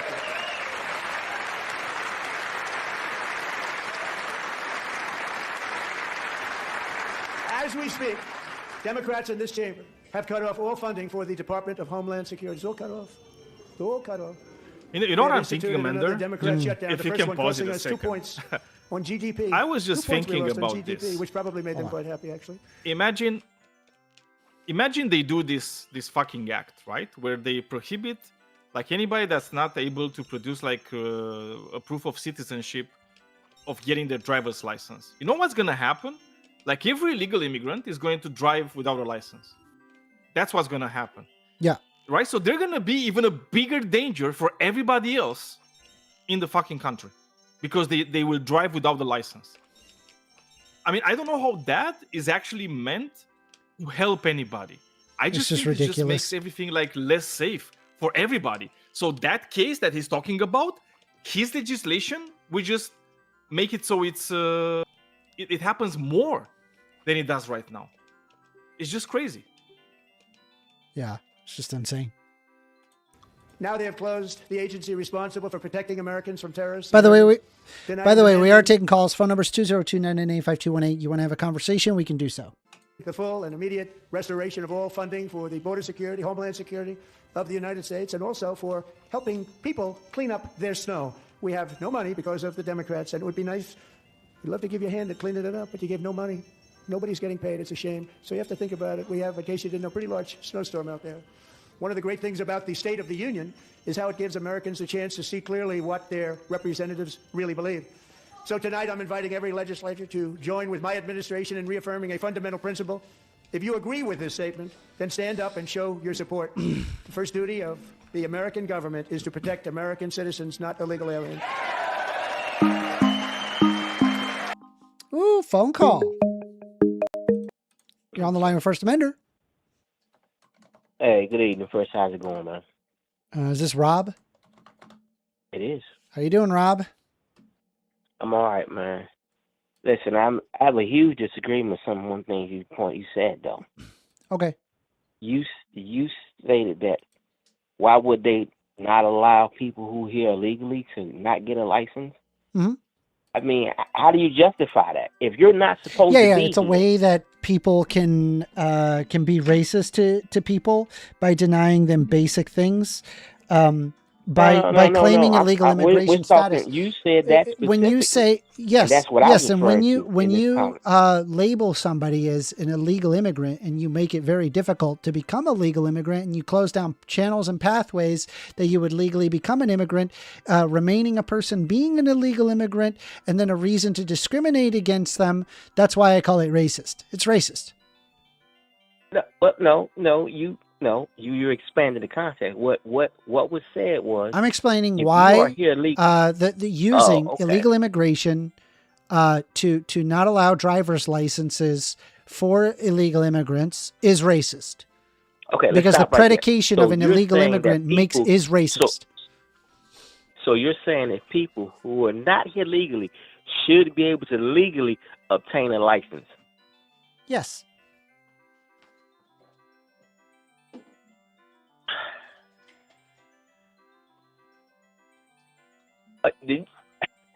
The concept of what you say, you're here legally, but you can come up here and say, no, I'm not here legally, but can I get this license? You can do that, but you're here legally. Yes. How do those two coincide?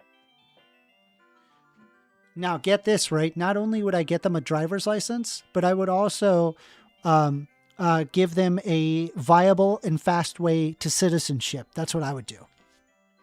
But they do that before, but hold on. But we were talking not just everyday driver's license. But no, you didn't even say everyday driver's license. You said a commercial driver's license. Yeah, I believe they should be able to work. They can obtain a commercial driver's license and they're here. What do they gain by becoming citizens if they can go out and receive licenses to do certain jobs if they're here illegally? Representation. And honestly, I would probably just make like a pretty quick and mandatory system where there just wouldn't be any reason to avoid it. To avoid what? Citizenship. I would know every single person that's coming into the country. Everybody would be documented. People would be able to work. The only people that would have a problem would be legitimate criminals.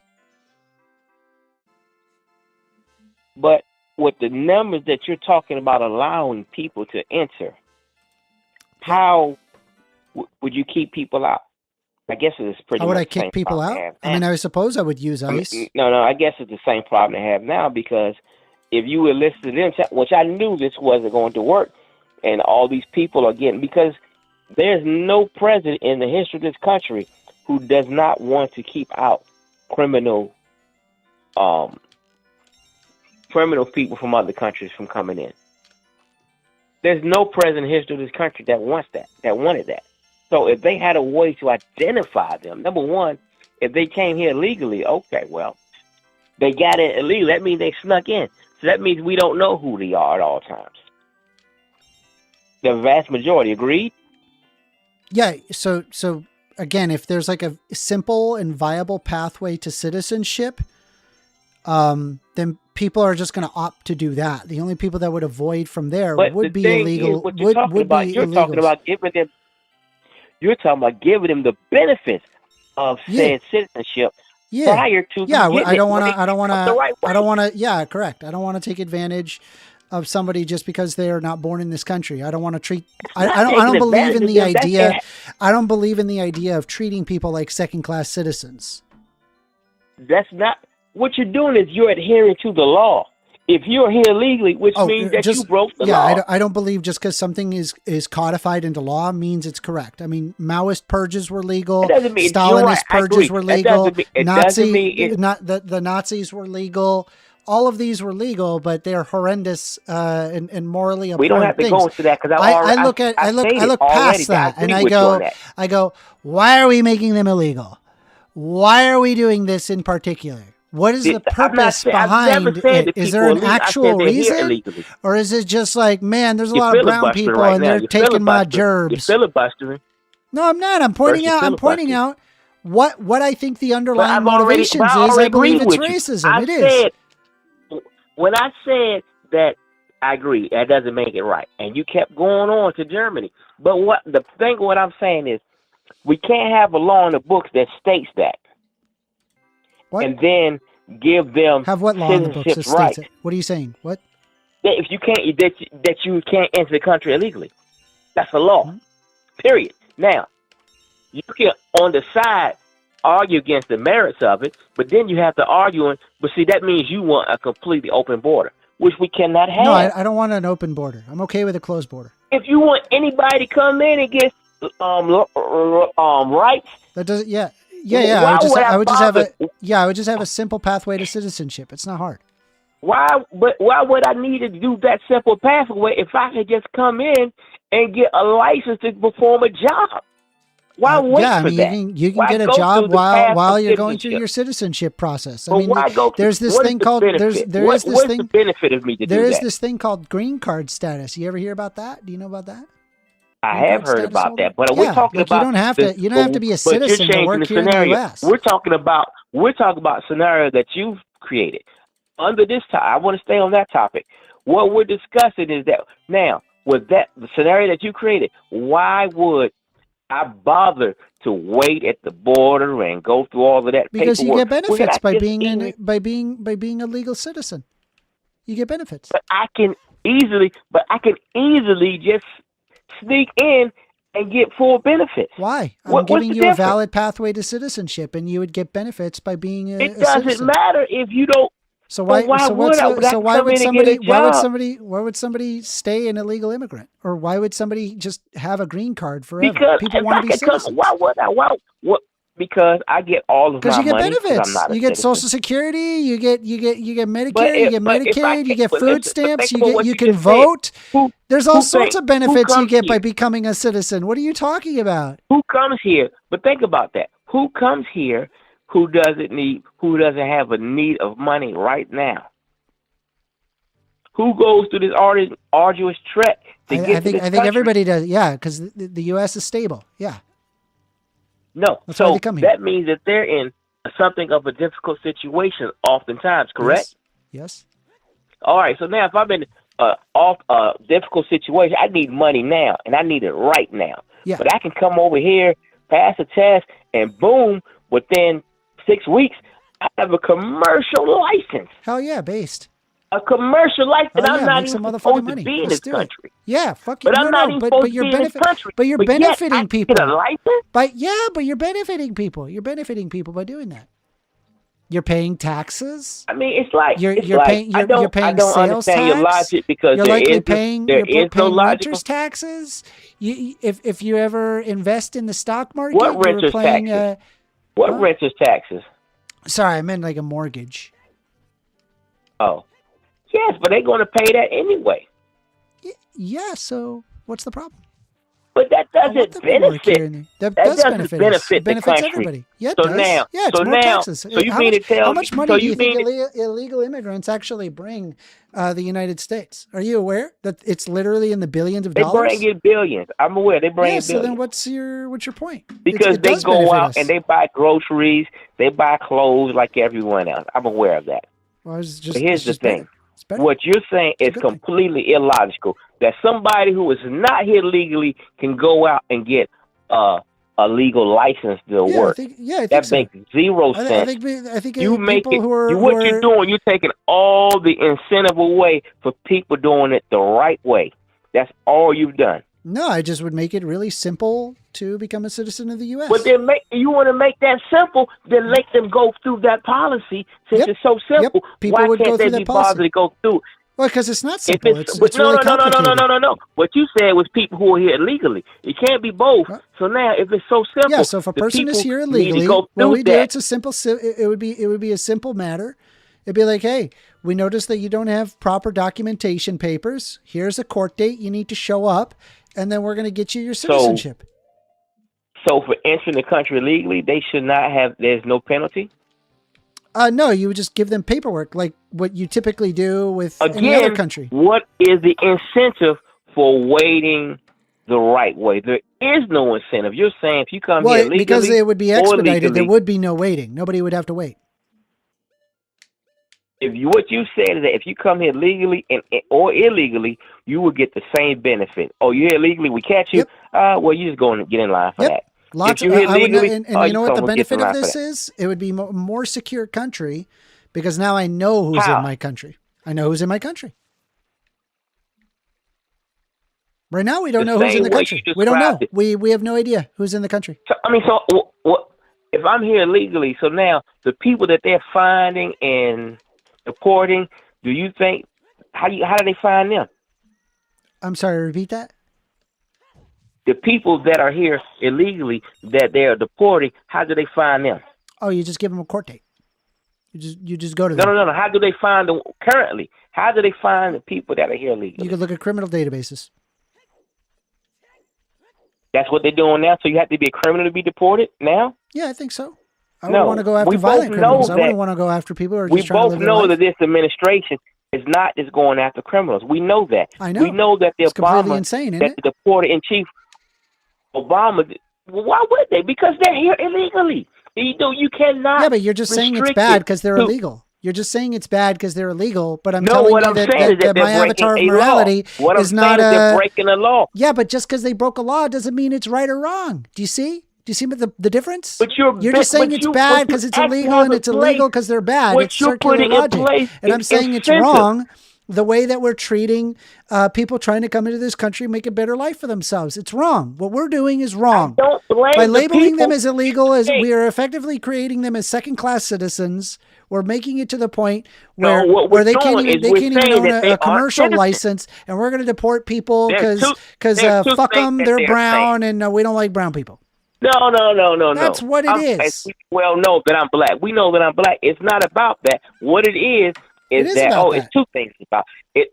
It's about maybe for the Trump administration, but as a general rule across all All administrations right, well, in the we're U.S., talking it's about the Trump this thing. administration, so But the policy's been in place long before Trump. What I'm saying is this. You have two things. You're here illegally and you're not a citizen. There has to be differentiation in those areas between those guys and people who are citizens. How do you not see that? well, I mean, the difference is I look at them as human beings and that we should treat them with dignity and respect as we would everybody I else. haven't said anything about them not being human. I haven't dehumanized them in one way, not one iota. What I said was that What? Then why are if you you why are you break our forcefully laws- deporting them? because Because they broke they're our laws and illegal. they are not They're supposed to here be here. illegally, right? They can't hear illegally. I mean, Yeah, that's what you're that making means. you're making a legality is morality argument. I disagree with that. No, I think there's that's lots not of what things I'm that are saying. deemed illegal. Like, dude, apartheid I'm was not legal. disagreeing with you on Forcing that. black I'm people to not- sit I'm in the back of the not bus, disagreeing with that you on was that. legal. So that what is you're legal. saying So like, is what the fuck is because that? they Like, come- I'm not gonna sit can't- there well, then and you act can't- like, oh, see, it's illegal, therefore it's bad. Is stupid. That's a dumb argument. First, you're arguing too. You can't argue that what you just said. That statement you just made. You can't say that and say you're not for open borders because that's what you said. You I did said not say there's I'm no open. difference I'm for open borders. I never you did argued that. though. Never What you implied said that. was That there's was never no said. difference between Never somebody happened. coming in Yeah, legally you're Let fighting them all against in. something that doesn't exist. You are making up a scenario that I never made. I never made never that. I said it, never but argued but that your scenario. statement says for you. No, it You're doesn't. saying No, that it doesn't. You are Why don't you ask incentivizing me what it people is? to come Why here don't you legally. ask me what it is? Answer my question first. Do you recognize that you are incentivizing people to come here legally? Yes. Okay. So, and you also saying that if you come here illegally, there's no penalty, correct? I'm saying, yeah, I'm perfectly okay with there being a lack of penalty. I think it's a pretty right. benign So crime, and I would just give them the paperwork that they need, so that way we can move forward. What that equals to is an open border. No. Explain to me the difference between an open border and what you want. Okay, so I'm okay with having a nice, big, strong border. So when people come to the border, that we get proper documentation, we get them a proper pathway to citizenship. If a person is found here illegally, no problem. We give them the paperwork that they need. Here's your court date. Here's your pathway to citizenship. We get everybody documented and on a proper pathway to citizenship. If somebody is in the country and is legitimately here committing criminal? violent actions, I'm perfectly okay with deporting that person and having a nice, big, strong border preventing people from coming into the country that way. But for regular, ordinary people coming in, illegal immigrants overstaying their visa, bro, here's some immigration papers, bro. We got you. What you just said is me telling my children, do not have a cookie before dinner. Do not have a cookie before dinner. And then Do you think when that I see immigrants them, are like your I catch children, them- cookies before dinner? Can I finish my statement, sir? Can I finish? You're You're just like comparing oh, like grown ass adults to making a children statement, that you tell them what it's to just do. Like when this is just like what you're saying here. That when that guy, you say he was talking over, you was arguing, you were talking over each other. Yeah, I'm just This saying is you're what you're bringing doing. up disanalogous concepts. I'm using a simple, basic concept. And all it is Yeah, is about treating is the adults rules as of like law. children. What it's about, it's not about children. It's about the rule of law. So if I say, no, you can't get cookies before dinner, period. That's what I said. That's what I meant. But I catch them getting cookies. I said, okay, well, since you waited till dinner, since you didn't wait till dinner, I'm going to give you the cookie anyway. What is the incentive for them to ever follow the rules? One of them listened. I guess if one you're of them talking didn't. regarding Hold on. children, then that's a different scenario. But we're not talking about children. We're talking It's not about fully children. rationing It's adults. about the law. No. Let me make Yeah, the final point. I don't like What I'm following saying is, rules. I don't like following rules just for you're not rules' allowing me to sake. make my I like final following point, sir. rules because they are just. That's what I like following. I like following a rule because it leads to better outcome to follow that rule than it is to not follow that rule. Based on the current outcomes. What country do they have open regarding borders? What the EU. What country has open borders? The EU. Who? What country has The EU. The countries What in country is the that? EU. No. All So are all of them open have border. open borders. Now you do realize Yeah, that like if those you're in countries Belgium, are about, you can just go to Germany. You're good. You don't have a why is problem. that? Because they're an EU You realize territory. that those countries. Is there an You EU realize territory? that That's why. those countries are about the size of a state. Yep. Okay. You So think what's that's the problem a fact? of doing that in the U.S.? I just asked you, do you think that's a factor? Yeah. Actually, Okay. do I think it is a factor? No, not necessarily. It could be the size of Russia. It doesn't really matter. It's just understanding I'm that there's a asking you in coalition the of countries that get together and in say, the hey, you EU, have EU citizenship, you're yes, good to it go. was a It's not factor. that big of a deal. Now you change your mind. Yeah, because I don't agree with it. I thought about it further. I don't agree with it. Okay. So you don't think that if, I don't know, Rhode Island was next to Vermont, You don't think they will have an open border between those two?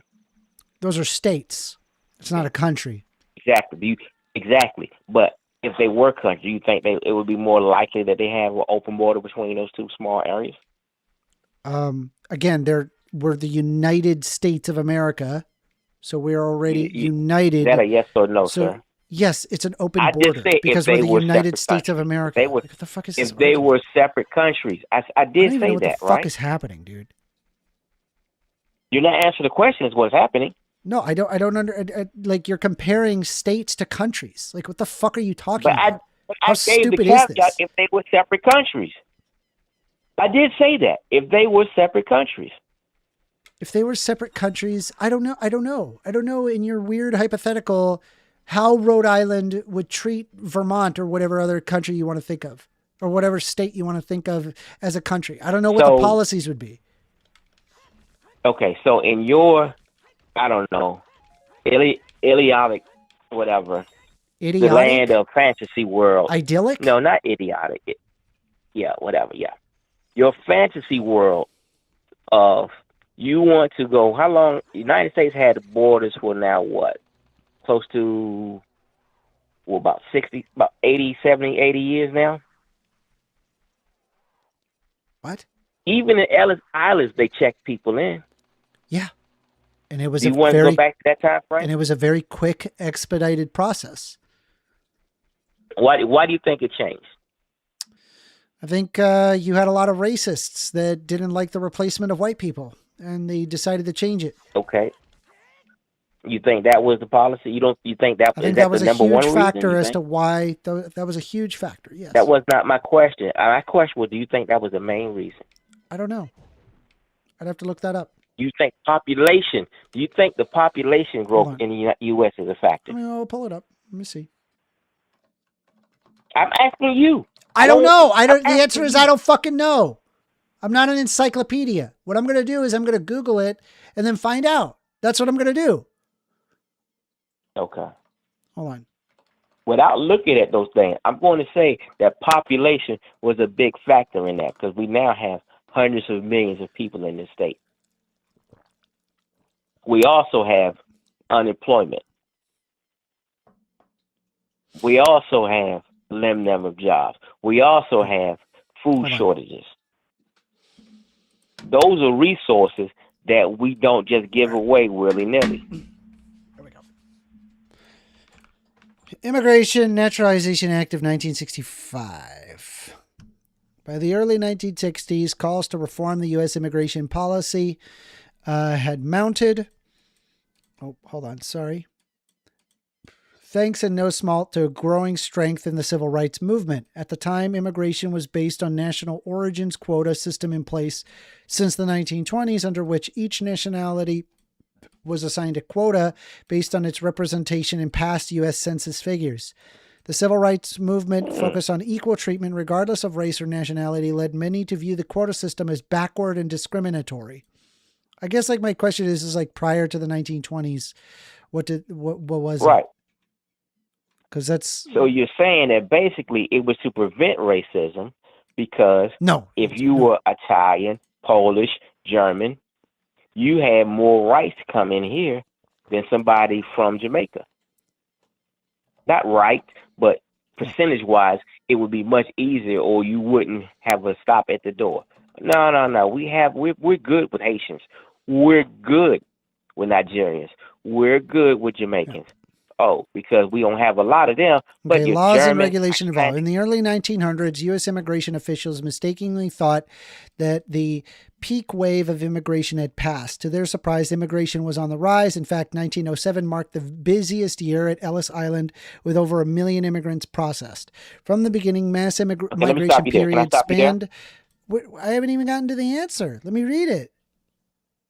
But no. Well, I'm stopping you because you've changed it because I pointed out what you read, and now you're reading something else. What? Because I was looking for what happened in the 1920s, not 1964. But right, no, it's 64. But that was to prevent. Yeah, because you asked specifically, what did they do with the Ellis Island? What changed? And so I'm not asking about the 1960 civil rights movement. Ellis Island wasn't a fucking thing in 1960. That wasn't That's a thing. the first thing you read, though. I'm going Yeah, by that was what the first you thing I read. read. So I'm looking at, I'm now reading what happened in the 1920s. From the beginning of mass migration period spanned from 1880 to 1924, a relentless group of politicians and nativists demand increased restrictions on immigrations. A literacy test, the Chinese Exclusion Act, the Alien Contract Labor Law, Quota Laws, and National Origins Act were among the regulations enacted to limit who could enter the U.S. with restrictions based on the number of ethnic groups already living in the country. As a result, Ellis Island experienced a rapid decline in its usage in the beginning in the early 1920s. The island served as a different purpose during those of the First World War. Both the United. Okay, so I was correct about it being racism. They didn't like the idea of whites getting replaced, and that's why they changed it. I missed that statement. You missed that? I did. Let me try again. From the beginning of mass migration period that spanned 1880 to 1924. A relentless group of politicians and nativists demanded increased restrictions on immigration. A literacy test, the Chinese Exclusion Act, the Alien Contract Labor Law, Quota Laws, and the National Origins Act were among the regulations enacted to limit those who could enter the U.S. with restrictions based upon the number of ethnic groups already living in the country. Again, okay. Stop Racism. there. So that's now. What you said earlier was some of the things that repeated in the 60s, correct? Quotas. I don't Quotas. know. I don't think so. No. That's what you just said. I mean, that's what you said. That's kind of what I was addressing. I mean, at the time. a quota separated, like removing quotas, race, meaning that more is people, a completely more different. people, Is a different no. question to why they stopped LSI. It was racism. We did it because of racism. It's true. What they're saying is that they wanted to go to quotas that says that, oh, you're from Italy, you're from Germany, you're from Hungary, you're from Poland. There are more people from those countries here than there are from African country, a non-white country. Let's just call it what it is, non-white countries. So there's quotas that say, okay, there's a cap on how many non-white people could come. But because there are already more white people here. So no, they went away from racism. Yeah, during the Civil Rights Act, sure. They made it. They made it. But the point is that racist. the reason why we stopped with Ellis Island was because of racism in the 1920s. It's true. Okay. Do you think? I'm asking you again. And I'm against racism. I don't like racism. I think I'm okay. I'm okay with being the minority. That shouldn't be a problem. That shouldn't be a problem for everyone. And if you think and if that's a problem, and if that's a problem for some people, that like, ooh, I don't want to be the minority because I'm white. You're just a racist. I'm just gonna call it. I'm calling it like it is. You're just a racist. Or they just want to stay on top. They just like, you know what? We're on top. Bunch of fucking racists. Racists that want to stay on top. I want to be the superior race or fucking asshole. As a Democrat who lives in a racist society of America, where our racist history, sometimes it's not always racism. A lot of it is racism. But do you ever think there are non-racist people who are like, you know what? My life and the life of my children and grandchildren is better because we're white. And I want my grandchildren to go into a better situation, and my great-grandchildren to go into a better situation, better opportunity because they are white. Do you think there are people like that aren't necessarily racist? Do you think that there are people that aren't necessarily That's a question, sir. racist? You're asking me a question, but you didn't answer my question. I'm trying to understand your question. I don't understand your question, so I'm repeating your question. What I said was, do you think that there are white people that are not racist, but know that their situation is better, and a situation in their life is better because they are white and they want that for their children, grandchildren, and great grandchildren? Do you think that's the case sometimes? No, I think if you have that position, you'd be a racist. You don't think that you just want your family to have a better opportunity to be successful? And yeah, it's racist to think that if there's more brown people around you, that there would be worse off opportunities. It's racist. Well, no, it's not racism. It's just knowing the history of this country, because they're saying that, hey, white people, which is true, systematically have it easier than non-white people. And I want my children, grandchildren, great-grandchildren. I agree with you that there was racism in the past, and the goal is to stop that. And no more of that. And, right. If a person argues that, plus or minus, they would be a racist. So you don't think they want it just because they want their children and grandchildren to have this easier time? I'm saying that they would be racist. Selfish. They can have that. They can have that position. I'm not saying they can't have that position. I'm saying it's impossible to have that position without being racist. It's not, in your opinion. You know, I mean, it's like saying that you know, can I paint something on a canvas and not be an artist? Like I feel like it's kind of sure you can. You're just painter. You're just a painter. That doesn't make you an artist. On a canvas. Maybe it's not a good point. Yeah, that doesn't make you an artist. But you get my point. You get my point. Is what I'm trying to tell you. I didn't. Huh? I just don't think I don't think you can have that position and not be racist. It's say, oh, I just want what's better for my kids, and what's better for my kids is less brown people around me. What the fuck? You're just no. It's just no. It's not that specific. It's just that that they maintain the easier opportunities for them. Well, I guess and how do they maintain the easier opportunities for them? By having less brown people, like by white people being by being the majority, having less brown people, by being empowered. Racism. In the same token, I guess what you're saying is that you can't be here illegally and expect penalties for that, right? I don't believe that we should look at it in terms of like, hey, here's like this giant amount of jail time and here's penalties. We're going to treat you as second-class citizens.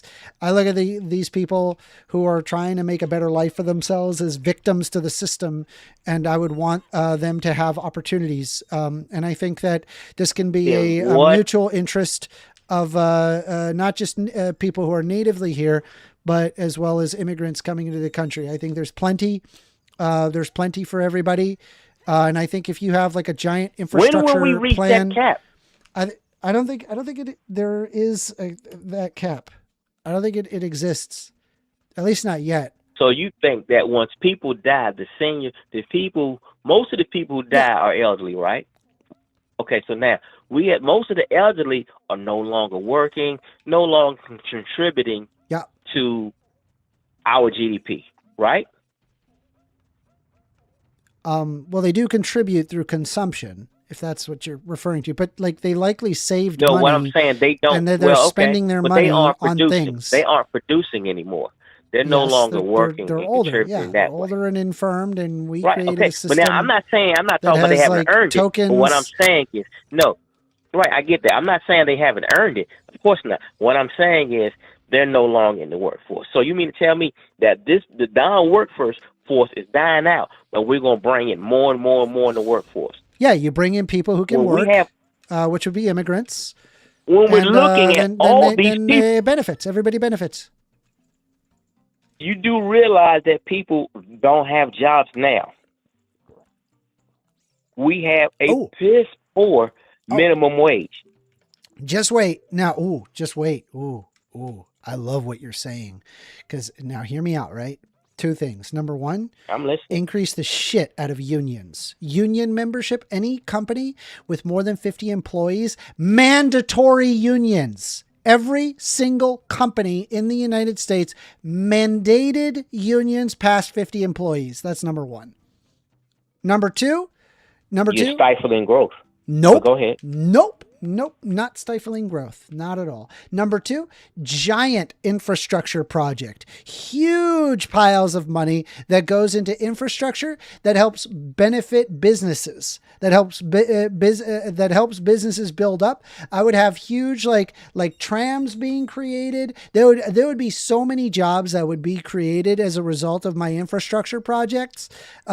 that would enable have an businesses to infrastructure bill. function even better. That's And if there's a benefited- shortage of that's benefited schools, the country. build more motherfucking schools. If there's a shortage of hospitals, build more motherfucking hospitals. If there's a shortage of homes, then build more motherfucking homes. Do it. Fucking just do it. And you know what? You know what I'm going to do? I'm going to do it with the fucking giant amount of immigrants that just came into the country. And I'm going to have a big ass booming economy that's nice and multicultural. It's going to be fucking awesome.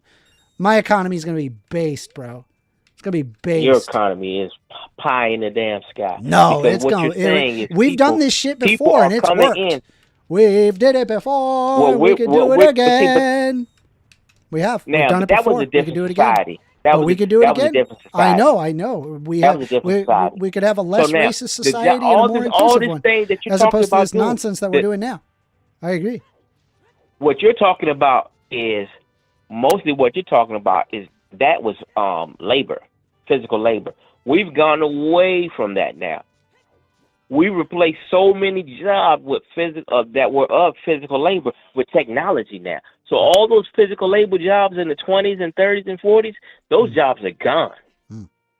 And we're losing jobs every day to AI and technology. Yep. So you having all these people coming in, and they're going to take jobs. All it's going to be is resentment. And plus, you have a system where you have not really identified person here legally and person who came here illegally. Well, if You AI have ends up taking incentivized all it the for jobs, them- no problem. We could just do a UBI. That'd be fine. Be nothing wrong with that. It would work. What is the UBI? Universal What is basic the income. UBI? You could just do a UBI in that instance. And So you're a socialist then? no, So you're a socialist then? no, I'm okay with the private Is that ownership not of a the means of tenet production. Is that not a tenet of socialism? No, socialism is arguing for the workers' ownership of the means of production. That I never implied, Is nor that not a have I ever means? argued Is it. that not a tenet of socialism though? No, Hey, did you see that hockey game, man?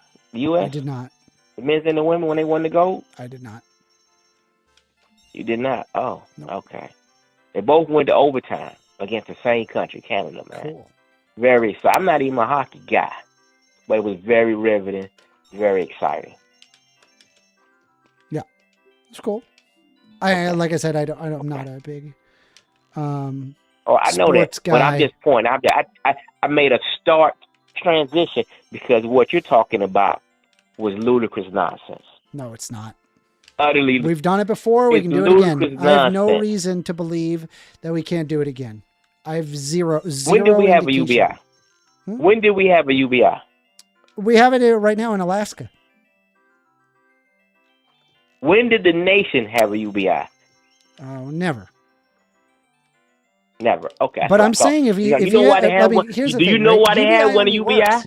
So UBI, know why they had- because it's not affordable. UBI would only work. No. Do you if know why they all have it in jobs- Alaska? UBI would only because of oil. UBI would only work No. provided under the context that that all jobs have been replaced, in which case I'd be perfectly okay with UBI. We've already effectively created the utopic society that communists have dreamed. Right, in the late 1800s. Maybe it's not socialism. Maybe it's communism. No, it's not, because it's not, once again, not Okay. arguing for the reason stateless, mindless UBI class works of in society. Alaska is the same reason that they overpay people get paid so much in Alaska because they don't have enough citizens to be there and do the jobs that they have. That's why it works there. That's why those jobs pay so much, because people do not want to live in Alaska, Niggas and fucking that's why cool they as pay shit. so much to get people to go. Exactly. Yeah. So they have to overpay people to come and live and go and come work. That's why they pay so much. But that is not the case in Florida, Texas, South Carolina, Georgia, Michigan. That is not the case in the 49 other states. That is not the case. Yeah, I mean, So- I understand what you're saying. I'm saying you operated under the pretense that AI has taken over all jobs. The solution is UBI. No, that's not what I said. I said the job pool is dwindling. So, but Yes. you at the same time the job Yeah, pool so is you can dwindling. transition to You UBI want to if all populate. jobs get You want to replaced. have a. So the job market is dwindling, but you want to have a population boom. Yeah, why Those not? two things don't go together. Sure you do. If you have an aging population, and also AI would literally fix the aging population problem if everybody, if we can get robots to do all the work. So what that again? You want Be a fucking great a society. fantasy. People would love it. You want a fantasy society where people just No, go I mean, around and I'm just do all this operating idyllic under your stuff fantasy and not hypotheticals. work. I'm operating under your fantasy That hypotheticals. was the whole point of what I made. Was to that the it was fantasy to the land. fantasy hypotheticals. You brought up the fantasy. Right. I So didn't bring up the fantasy. that was my whole point. That you're talking I'm on about planet a Earth. fantasy land. No, I'm not. You're on Earth too. You're in fantasy Yeah, I'm land. talking. No, I'm talking about that is planet fantasy land. Earth. And I'm saying if No, you have an no, I aging take that back. You're population, not on do you know how Earth you 2. fix that You're on problem? Earth 4 You fix it because- with because immigration. That's Republicans what you look at- do. You fix it with immigration. That's how you Because fix MAGA land an is aging on population. Earth 2 when they see things. Ah, But bro, you're on dude, Earth you're 4 not listening. because you just said. You're not listening. But you just said it was fantasy land. So now you're saying it's plausible. You just said it was No, fantasy that's not what I land. said. I didn't say that at all. What'd you say? What'd you say? I said I'm not What'd you in say? fantasy land. I'm in reality land. And I'm saying, hey, if you want to solve an aging population problem, the solution to that is immigration. That's true. That's the solution. That's the very well-known No, solution what I said, in the United I never States. said we had an aging problem. That's not what I said. What I said was that the bulk of the people who die in this country are elderly. Elderly people who aren't working. That's what I said. And you want to replace people. You haven't lost I'm so you saying want if you want replace people to people live who high quality aren't living working standard, with people need to who be able are. to work. And how do you fix that if everybody's old? Immigration. That's not. I never said that we had an aging I'm saying problem. that What that's I what you said do. was that I'm saying you that's what are you do. replacing Oh my the God, people. dude. Most of the people who die in our I don't country know what else to tell are you, the dude. elderly, I gotta non-working move folks. on. I gotta move on. I don't know So- what else to tell you. Oh, but We're can just I talking finish my past each point? other. Because what you're saying, the vast majority of the people leaving the nation are elderly people who are not working, and you want to replace them with people working. No, I'm not replacing And also, anybody. You're replacing the population. No, I'm saying Not as people replacing age, workers, they can't you're work replacing the anymore, and population. so if you need workers, you bring in workers. You bring in immigrants. It's not about replacing the workers. It's about replacing the population. It doesn't. None of that matters to me. I'm looking at, hey, these people can work. They want to work. They can make money here. They can make more money in here than they can in their home country. So they come to work, and we need workers for people to survive. What about me and you? We need money to work, and I don't have a job. If I didn't have one, What? Well, now you're going to sit there because and I have a bring giant me- infrastructure project. There's plenty of work for you. Plenty of work for everybody. based on what money? Based on the money that I make from the tax revenue. I have to get a job to be. To Yeah, pay I would. the taxes. And don't even get me started on making people-centric towns. All right. I don't want to hold up all your time because your pie in the sky is getting bigger and bigger. Now it's I cake in love the this. sky. It's a great pie. It's a great pie. It All right, all you have a makes good sense evening, when you man. break it down. In fact, on Earth 4, I bet it does. Have a good night, man. See ya. What do you think of that, Daniel? Well, I really love the great replacement theory towards the end.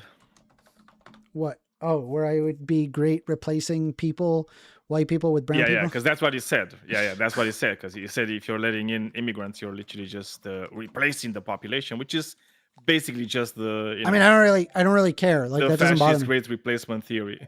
That doesn't bother me at all. No, but it's like the thing is like what these people think happens. I guess I don't know exactly what's in their head. They're imagining like an immigrant comes in, so a citizen has to move out of the country for some reason. I don't know exactly what they think happens. I don't know what what they think when they're saying that, let's say like the white population of America is getting lower and lower by percentage. It's not about like people replacing the white people in America. It's just like interracial couples. Like literally, that's wild. what changes the demographics of the country. It's just people, some people being less racist, and they're not just like, if they're white, they're not just looking for like a white, husband or wife. They don't care, right? So obviously people are gonna get more mixed. So it's crazy that these people keep saying like this great replacement theory is just unbelievable. But it's not unexpected because they don't really know that much about stuff in reality. Yeah. So they're living in this dreamland where the only things that are true are the things that Trump tells them are true, or like their favorite YouTube pundit, like Tim Pool or something. I don't know. Yep. Well, we'll see what happens. Oh boy. We've actually made some pretty good progress in Legend of Zelda. We've actually been doing pretty well. Yeah, I was watching. A shame I couldn't get through the entire presidential State of the Union address. I wanted to go through it. To be honest, it is long and it is pointless, a long one. So it's long and pointless. Yeah, and boring as shit. I mean, that's like, I was, I watched a bit of it, and I was thinking in my head, oh my god, where is Biden? I would love those things more. And Biden was boring as fuck too. Holy shit. Yeah, I don't think like this State of the Union address is actually change anything. No, it's just letting everybody I saw know some. What they're Yeah, but thinking. I saw some. What's it called? Like some stats, right? Like how people reacted to this, and Trump is actually again like Let's super. I need low. a container says. LOL, replacement rates are so low that the government needs to bring immigrants to replace the population. You don't think that's a replacement? Yeah, I don't care. I don't care if there's brown people. That's the difference between you and me. If there's more brown people around me, I'm fine. That doesn't bother me at all. I'm just like, hey, there's people around me and that's it. I don't look at it as like, oh, why aren't there like more white people around me? I'm worried. Like, no. I don't think racist things like that. I just go, okay, it's just people that want to benefit themselves just like me. I'm no more deserving than they are. So yeah, that's where I'm at with it. And by the way, right, maybe we could like start, if you really want there to be less immigration, we could probably start by stop destabilizing these countries, which gives them a reason to come to the United States in the first place. So anyway, that's how it is. I didn't say anything about brown people, you retard. Okay, hey, idiot. LOL, replacement rates are so low that the government need to bring in immigrants to replace the population. You do not think that's a replacement? How do you know that they're an immigrant? How do you know? What a fucking douchebag. Fuck you. All right. So it's like how on that how basis, is the I'm government done. bringing them in? What is the government buying people? I'm trying to get less. I need to get less. We need to get less racists in chat because this is fucking wild, bro. Fuck these people. Well, Extreme Homo Cool is like the little bitch racist that he is. Kept being racist towards me the whole night. So lovely. That's cool. As usual. Yeah. As usual, yeah. He doesn't get that much love at home, so he needs to do this on YouTube. So I'm supporting that. It's fine. Yeah. Anyway, good talk. We'll have more of this. I hope you guys like this. Consider a like, consider a sub. Have your